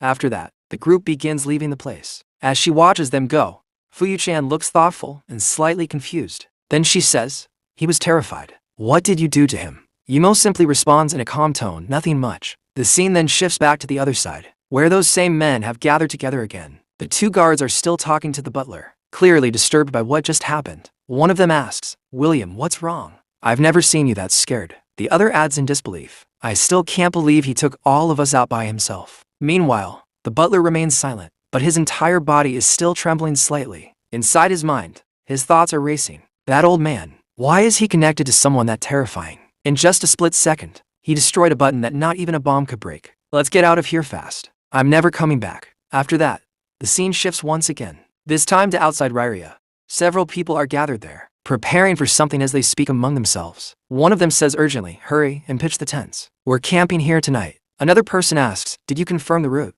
Then we see Hanadate-san, who is calmly eating his steak while listening to the report. At that moment, one of his men approaches him and gives an update. Yes, if they head back to Rairia tomorrow, they'll have to pass through this road. A cold smile appears as the man continues, "Hey, we paid a fortune to hire that guy. Make sure not a single one of them walks away alive." At the same time, a mysterious box is briefly shown nearby. However, whatever is inside it is not revealed to us. After that, Kunita-san looked at the two of them with deep gratitude and said, "Thank you, Mr. Yumori, Fuyu-chan. Without you two, I would have lost everything, my wife, my car, everything." Seeing his polite and heartfelt behavior, Fuyu-chan quickly shook her head and replied, "Not at all. If it weren't for you, Kunita-san, we would have been stranded with nowhere to go." Then she turned toward Yumo and added with a soft smile, "Thank you so much. I almost got dragged into it too." Yumo, staying calm as always, simply responded, "It's fine. We still need a car to get to Rairia." Hearing this, Kunita-san immediately reassured them, saying, "Then don't worry. I've been arranging rides to Rairia on this road for 50 years. I'm always going back and forth, and if I were younger, I'd drive you myself." As he spoke, he started hitting his chest repeatedly with emotion, but Fuyu-chan quickly stepped forward to stop him. Concerned, "Kunita-san, you need to rest." Soon after, the scene shifted to several vehicles preparing to leave, with someone calling out, "All right, we're heading out." Fuyu-chan waved gently as she said, "See you again someday, Kunita-san." Then, we see her and Yimo moving forward together, with one of the vehicles, continuing their journey. As they traveled, Yimo glanced at her and asked, "You're from Rairia, right? Then why leave if people are chasing you?" Fuyu-chan replied calmly but with purpose, "To bring this out in Minamino-san's place. Hanadate's men are after me because of what's inside this." Hearing that, Yimo looked at what she was carrying and asked again, slightly curious, "A suitcase? What's in it?" After that, Fuyu-chan looked at Yimo and said quietly, "Who knows? I only know one thing, I was entrusted with it by a cultivator." As she spoke, their vehicle sped forward along the road, carrying them deeper into the journey. Meanwhile, a cautious voice could be heard saying, "Rei-san, please be careful, there are all kinds of people here." Just looking around, most of them seem like bad news. Rei-san responded with mild curiosity, "Oh, you can tell." The hooded person beside her gave a confident reply, "Of course. I'm the sole successor of Gamoto's Shinryu style. Reading environments and people's hearts is nothing to me." He continued, pointing subtly at the people around them. "Take that guy, he looks honest, but his heart is pitch black. That old man looks like a simple country bumpkin, but he's the type who squeezes money out of others. And that loud woman over there? She's trouble. No talent, no refinement, just a walking disaster." Hearing this, Rei-san seemed uncertain and said, "Chino-san, is that really true? They all just look like normal people." The man quickly responded, trying to reinforce his authority, "If you really want to find a legendary cultivator, you should trust me. After all, the founder of Shinryu was a cultivator from Rairia, and I agreed to introduce you to one." "Because you asked, Rei-san?" He smiled as he said this, appearing reliable on the surface. However, deep inside his mind, his true thoughts were far more calculating. The Ryudo Group is one of the top foundations in the country. Perfect backing for me. As if cultivators really exist. Those three sisters from the Ryudo family are all idiots. A little sweet talk, and they'll cling to me in no time. Then the real money will follow." Completely unaware of his hidden intentions, Rei-san looked at him with sparkling admiration and said, "That's Chino-san for you." But even as he maintained his outward composure, Chino's thoughts shifted again, this time with a hint of unease. The only one that might be a problem is that kid. He's been sitting there with his eyes closed the whole time. Is he with Kunita? I don't like him here. He was clearly referring to Yimo. As his thoughts continued to drift, he smirked inwardly. Some people have all the luck. If I don't get a chance to show off, this trip will be boring." The scene then shifted back to their vehicle, which was steadily moving forward along the road. However, suddenly a large tree blocked their path, forcing the driver to make a sharp turn. Because of this sudden maneuver, the vehicle lost control and crashed straight into another massive tree nearby, causing a small explosion on impact. Inside the vehicle, the passengers were thrown into confusion, shouting in panic, trying to understand what was happening. At the same time, from the other side, a group of armed men began advancing toward the vehicle, holding their weapons as they shouted threateningly, "Everyone out of the vehicle! Move it! Hurry!" Then, the leader of these men stepped forward. It was none other than Hanadate-san. Standing beside him was the same bandaged man, who spoke with certainty. "This is definitely one of the vehicles, arranged by the Ministry of Defense." Hanadate-san immediately responded, "No mistake about it. The bandaged man looked around with disdain and added, "Nothing but bumpkins out here." Inside his mind, however, frustration lingered. Damn it. He knocked me out before I could see his face. I've got no idea who he is. Just then, an elderly man cautiously approached them, trying to defuse the situation. With a trembling voice, he said, let's just calm down and talk this out. This car was arranged by Kunita-san, and I'm the one in charge. You know Kunita-san, don't you? Attacking us won't benefit you at all." But before he could finish, the injured man suddenly slapped his hand away and shouted angrily, "Who told you to suck up to us, huh? We're here for the passengers. Get them off the bus now." In the very next moment, everything turned horrifying. An attack was launched instantly, so fast that no one could react. The old man's ear was severed. He let out a scream of agony, collapsing as blood flowed, while the man standing behind him panicked and shouted, "They're going to kill us." All of this had been done by Hanade-san. Calm and unfazed, he wiped the blood off his knife and coldly said, "Quit your whining. Talk back again and see what happens." After that, Hanade-san coldly looked at the man and said in a threatening tone, "I'll slit your throat." His voice carried such chilling intent that it silenced the surroundings for a moment. Just then, loud shouting came from behind. A group of men dragged a young girl forward. It was none other than Rei-san. She struggled and shouted at them to stop, but one of the men looked at her with a twisted grin and said, well, look what we have here. Hey, search them now." As fear took over, Rei-san desperately called out, "Chino-san, help me, please help me." Hearing her plea, the hooded man froze, panic rising inside him. No way. How am I supposed to save anyone from psychos like this? His confidence from before completely shattered as the reality of the situation hit him. Meanwhile, all the passengers were being forced forward under threat. At that moment, Fuyuchen quietly said to Yimo, "They have guns. We can't let them find out who we really are. Even cultivators can't compete with bullets." Yimo observed everything carefully, his thoughts sharp and calm despite the chaos. So the guys from the last car must have tipped them off about our route. Suddenly, an elderly woman stepped forward from the group, unable to stay silent any longer. She shouted angrily, "Grown men going after young women, how pathetic can you get?" At the same time, Rei-san turned again toward the hooded man and said urgently, "Chino-san, if you're a descendant of a cultivator, you can fight them, right? You promised my father you'd protect me in exchange for money." Chino forced out a response, saying, "Of course." But inside, his thoughts were completely different. This is not the time to bring that up. You damn woman. Hearing all this, Hanade-san's interest was suddenly piqued. He tilted his head slightly and said, "A cultivator? I've heard from my brother how incredible cultivators are. I can't believe I'm seeing one here." But in the very next moment, his expression changed completely. Pulling out his gun, his face twisted into something far more dangerous as he said, "That means even if you get shot, you won't die, right?" The hooded man's composure instantly shattered. Overwhelmed with fear, he dropped to his knees, trembling and backing away as he cried out, "No way. I'm not a cultivator. This woman tricked me. Don't believe a word she says." Raisin stared at him in disbelief, her voice shaking as she said, "Then what? You said you'd find a cultivator to cure my grandfather. You told me you were a cultivator's descendant." "Shut up," he shouted desperately. Obviously, it was all lies. "Bro, that girl's loaded. If we grab her, we'll make a fortune." Hearing this, Rei-san's eyes filled with tears as she said, You tricked me." Sitting beside her, the old woman glared at him and said with disgust, "You're the worst." Watching this entire scene unfold, Hanade-san let out a bored sigh and said, "Boring. Just like I thought, cultivators are all liars. Still, looks like there is someone interesting here." His gaze slowly shifted, locking onto Yimo. "At first, I didn't even notice you. I figured you were just another nobody." Then, raising his gun and pointing it directly at him, he smiled in a cruel, sinister way and said, "Go on. Get on your knees and beg for your life." But that was never going to happen. In the very next instant, Hanade pulled the trigger. The sound of the gunshot echoed sharply, but before the bullet could reach Yimo, Fuyu-chan suddenly stepped in front of him. The bullet struck her instead.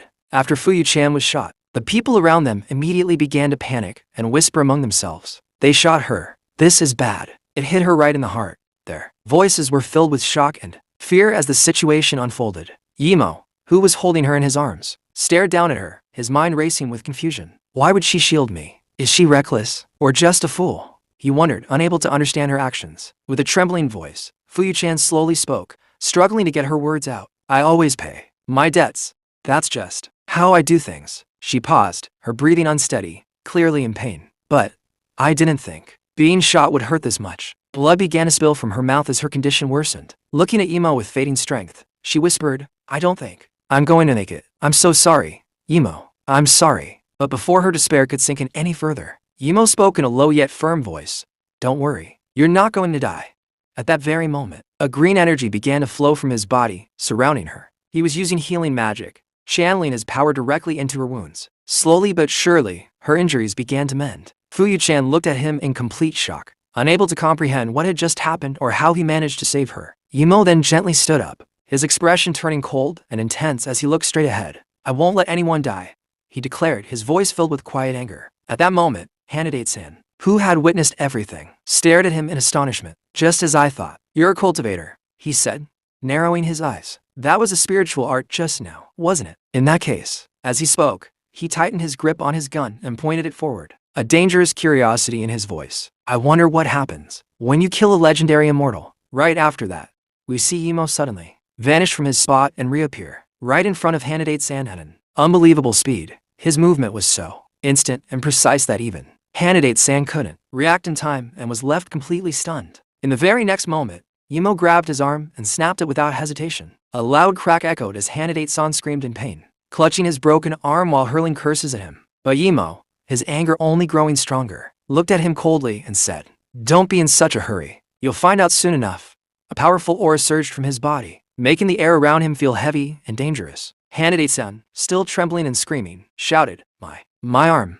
Don't screw with me, you bastard," as he dropped to his knees in agony. Meanwhile, the fake cultivator watching all this from the side felt a chill run down his spine. Is he really a cultivator? This is bad. I have to get out of here while I can. That woman's family is absolutely heartless, he thought, realizing how dangerous the situation had become. The scene then shifts back to Hanade-san, who, despite his pain, yelled furiously at his men.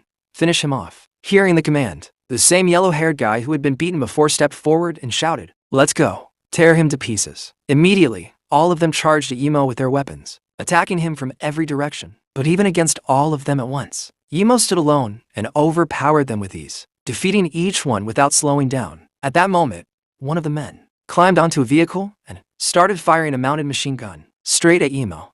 Bullets rained down continuously, but Imo effortlessly dodged every single shot, moving through the barrage as if it were nothing. In an instant, he closed the distance and struck both the man and the vehicle. The impact destroyed the gun completely, triggering a violent explosion that echoed across the area. After the blast, Imo turned his gaze toward the remaining enemies. In the distance, the yellow-haired man watched all of this unfold, fear clearly visible on his face. Can we really beat a guy like this? If it's come to this, I'll have to use that, he thought nervously. And with that, he began trying to escape, realizing that staying any longer could cost him his life. But Imo noticed everything. The moment he saw the yellow-haired man trying to escape, his anger flared up even more. In an instant, he closed the distance and reached them, unleashing a brutal assault. He beat them down mercilessly, leaving no room for resistance. His movements fast, precise, and filled with overwhelming force. Meanwhile, on the other side, the fake cultivator had already made his way into Hanade-san's camp, specifically toward the tent area. He hurriedly began searching around, muttering to himself,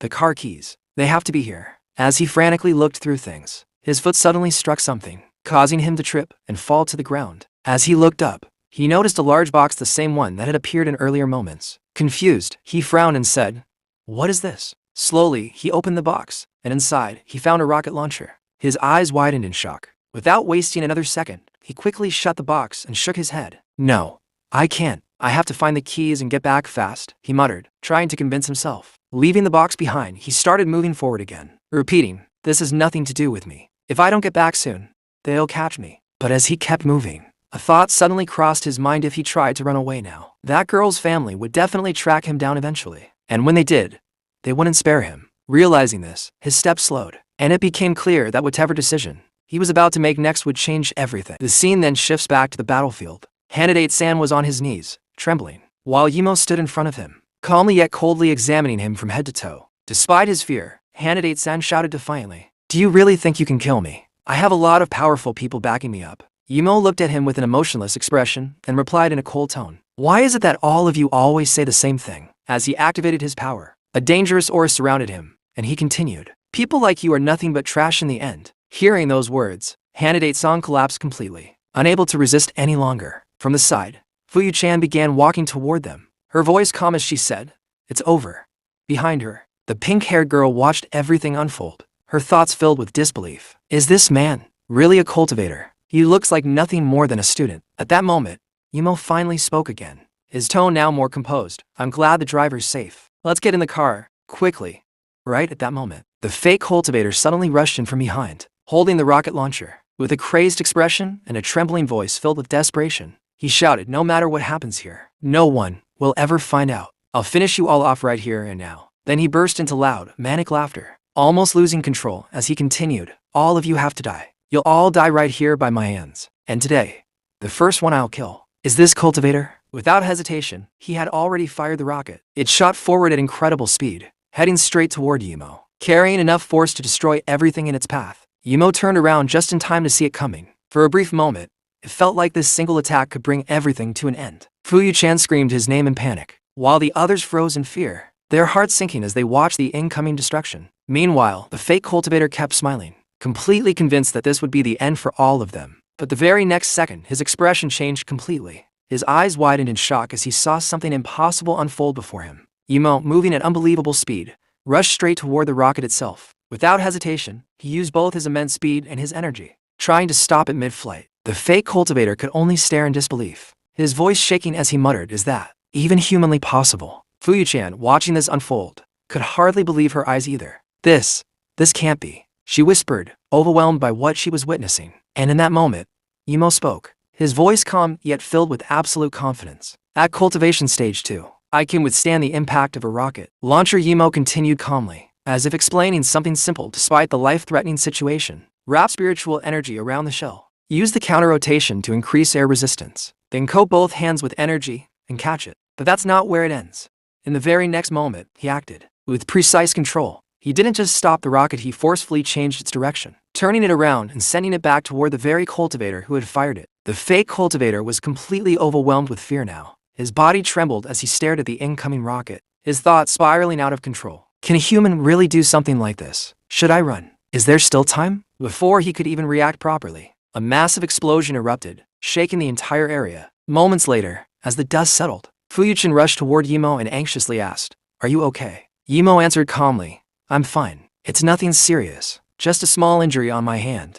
But Fu Yuchan immediately looked him over from head to toe, her expression filled with disbelief and concern. "That's a lie. You caught a rocket with your bare hands." Around them, the other people who had witnessed everything began talking among themselves, trying to process what they had just seen. "He threw the rocket launcher," one person said in shock. Another shook his head, unable to accept it. "You must have imagined it. Who could throw something like that?" A third person, however, spoke with certainty. "He really is a legendary cultivator." Then someone else added, "There are people in Rairia hunting for the secret of the cultivators." One man, clearly distressed, grabbed his head and said anxiously, "Those guys back there were after that cultivator. That's why we all got dragged into this. If that's the case, I'm not letting him ride in this car anymore. Next time, we might actually die." Others began to agree, saying, "Then just drop him off." But at that moment, the driver stepped forward firmly and spoke with authority. "Mr. Yumo is an honored guest of Kunita-san. On top of that, he's a lifesaver to all of us." Then he turned toward the man who was protesting and shouted angrily,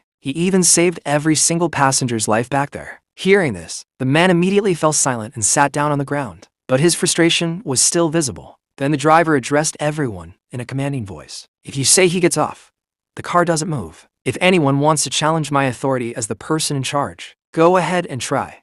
A few people stepped forward, still trying to make sense of everything. One of them asked cautiously, "If Mr. Yumo is here with us, doesn't that mean we're safe?" Another man quickly agreed, saying, "Yeah, with power like his, protecting all of us would be as easy as snapping his fingers." But not everyone felt reassured. One man, still visibly nervous, spoke up hesitantly, "But the people in Rairia." His fear was clear, as the name alone carried a dangerous reputation. At that moment, Fu Yuchan stepped in confidently and addressed everyone. "Don't worry, I'll personally guarantee our safety in Rairia." Then she continued, making sure they understood the weight of her words. "You've heard of the Bokudokai, haven't you? The Bokudokai, the group that used to be at the very top of Rairia?" The group reacted immediately. One man said, "I heard the current boss is the son of the previous one." Another clarified, "The one who single-handedly took down 5 major factions and reclaimed his territory, right?" Then someone else added with awe, "His name is the Demon of Rairia, Minamino Satoru." Fu Yuchan looked at all of them and spoke firmly, "So rest easy. No one in Rairia will lay a hand on any of you, because Satoru is my older brother." The scene then shifts to Rairia itself. The city was lively and crowded, filled with activity everywhere. Announcements echoed through the streets, calling out, "Welcome." Divine water passed down through generations. Stalls lined the area, with countless vendors displaying their goods, many of them selling rare and magical ingredients. One vendor loudly promoted his product, saying, "It cures all illness." Nearby, another man sitting by his stall shouted, "Spirit vessels too. Take a look. Don't miss out on secret cultivation knowledge." People moved around, buying and bargaining, completely immersed in the bustling marketplace. But suddenly, the atmosphere shifted. From another direction, a loud noise drew attention as a man was violently knocked to the ground, along with several of his companions. The one responsible for this stood over them with a cold expression and said, "You really thought you could take me down with that?" Beside him, another man looked down at the fallen group and added mockingly, "Can't believe a small fry like you is still breathing." The first man was introduced as Takara Yosuke, and the second as Takara Koya. Not far from there, a group of well-dressed men in suits watched the scene unfold. One of them frowned and said in frustration, "Damn it, should the Bokudo Kai even be doing business here?" At that moment, one man stepped forward angrily and shouted, "Who the hell are you? Shut your..." But before he could finish, a hand was placed firmly on his shoulder. A calm yet commanding voice spoke, "Yosuke, stand down." Hearing this, Takara Yosuke immediately stopped, stepping back without another word. Then the man who had intervened slowly walked forward, his presence alone enough to silence the area. In a steady and authoritative tone, he said, "That's right. Only those with Bokudo Kai permission are allowed to run business here." As he moved, a faint but powerful aura began to leak from his body, making it clear to everyone around that he was no ordinary person. This man was none other than Minamino Satoru. Looking at the group in front of him, he continued coldly, "And besides, selling drugs here is absolutely unacceptable." The two men standing below, who had been acting confidently just moments ago, immediately recognized him. Their expressions changed as they muttered in fear. The demon. Among them, the leader, the boss, stepped forward, trying to maintain his composure despite the pressure. He spoke carefully. "I know full well how strong you are, but can you really touch me, knowing I'm one of Kamakochi's people?" Hearing this, Minamino Satoru didn't hesitate for even a second. He calmly walked toward him, his gaze unwavering, and said, "You're under a serious misunderstanding. This is my territory. Kamakochi means nothing here." Those words hit hard. The man who had spoken so confidently before now began to tremble uncontrollably. His bravado crumbled under the sheer pressure of Satoru's presence. Satoru, completely unfazed, added in a cold voice, "I couldn't care less." At that point, panic spread instantly. Many of the people present began running away, not wanting to get caught in whatever was about to happen next. The atmosphere had completely shifted into one of fear and tension. After things settled slightly, Takara Yosuke spoke up again, this time with concern in his voice. "Satoru-san, it's been 2 days, and Fuyu-san still hasn't contacted us. Something might have happened to her." Another man standing nearby immediately responded with frustration. "Nothing would have happened if you hadn't said something weird." Clearly blaming him as worry about Fuyu-chan began to grow among them, right in front of Minamino Satoru. The two men suddenly started arguing with each other. One of them snapped angrily, "What's that? You looking for a fight?" The other immediately fired back, "I'm just stating facts." Seeing them clash again, Satoru let out a quiet sigh and spoke in a firm, commanding tone, "Both of you, calm down. Stop fighting everywhere you go." His voice carried enough authority to instantly suppress their argument. Then he continued, more composed now, "The reason I'm out in town today is because Fuyu messaged me that she'd arrived today. Let's go welcome her." Hearing that, both of them immediately brightened up, their earlier tension disappearing as they followed Satoru forward. The scene then shifts to a car moving steadily toward Rairia. Inside, someone nudged Yimo and called out, "Wake up, we're arriving in Rairia. The car can't go any further from here, we'll have to walk the rest of the way." Yimo slowly opened his eyes, stepped out of the car, and looked around before moving forward with the others. As he walked ahead, Fuyu-chan turned toward him with a faint smile and said, "Welcome to Rairia."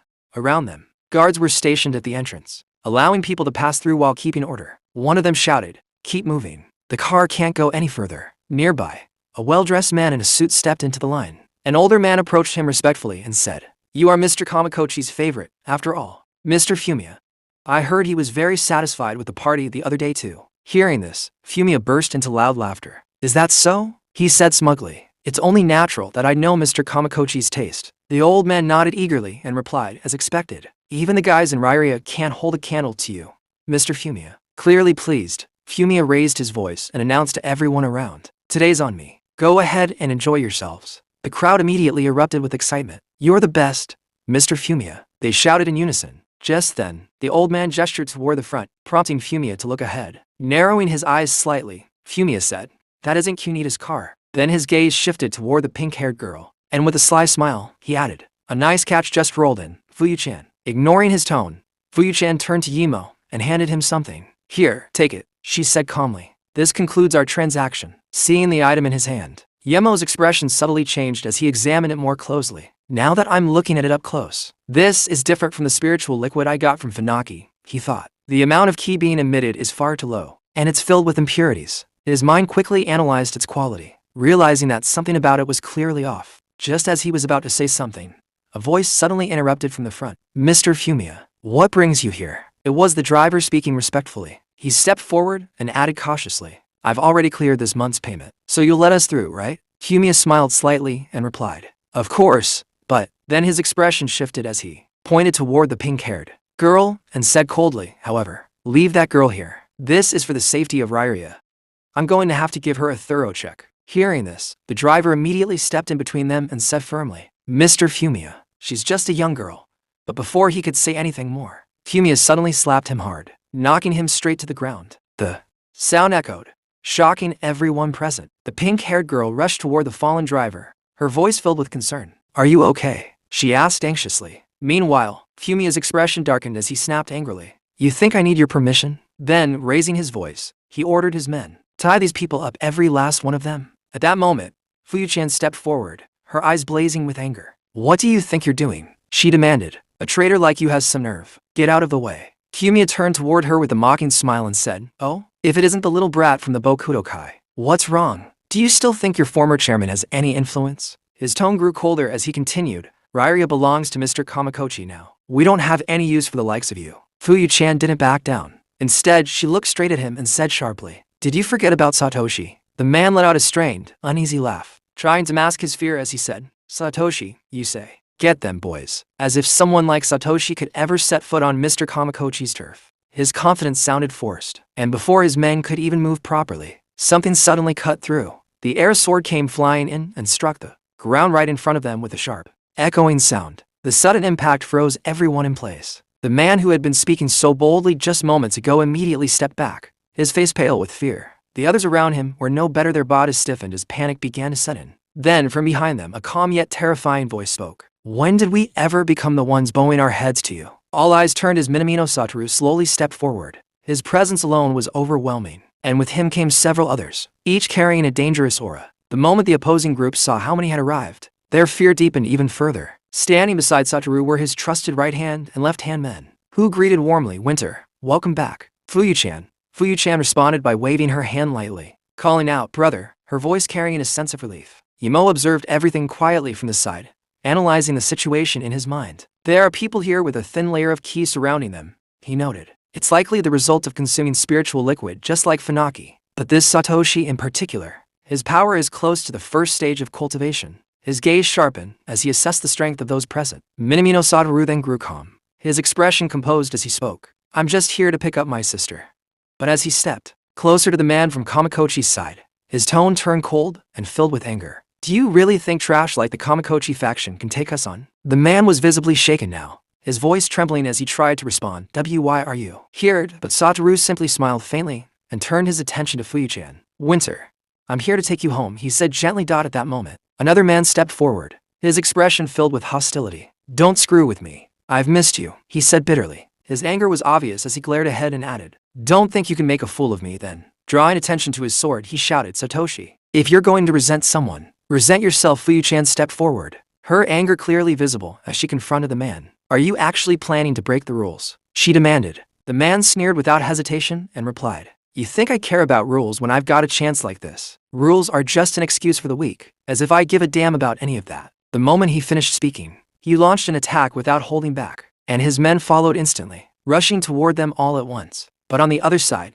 Minamino Satoru remained completely composed. In a single motion, he released his power, and his sword shot forward with deadly precision. It struck one of the attackers directly in the chest, sending him staggering back. Without wasting a second, Satoru moved again, his gaze sharp and filled with cold intent as he charged into the group. What followed was overwhelming. His speed was so incredible that it was almost impossible to track. In mere moments, he cut through multiple opponents, striking them down one after another as he advanced forward alone, leaving chaos in his wake. Watching this, Yumo observed calmly and thought to himself, to think he can move at a fifth of the speed of my Cloud Shadow Walk. Meanwhile, Satoru continued his assault and rapidly closed the distance toward the main enemy. In the next instant, he appeared right in front of the man, his blade already moving to slice through his throat. The man froze, terror completely taking over as he realized he couldn't react in time. But just as the strike was about to land, something unexpected happened. A stick suddenly appeared in between them, intercepting the attack and stopping it completely. The clash echoed, halting Satoru mid-motion. For the first time, a hint of surprise appeared on his face. Then, from nearby, the sound of slow clapping broke the tension. A man stepped forward, applauding with a faint smile as he said, "I'd expect nothing less from Satoshi Minamino. You certainly live up to your title as the Devil of Rairia." The man continued clapping slowly, his expression calm yet filled with authority as he spoke. "You already have the same presence as the former chairman. I suppose the apple doesn't fall far from the tree." His words carried weight. It was then revealed this man was none other than Naotomo Kawakuchi, the chairman of the Kawakuchi faction. His presence alone commanded respect and fear.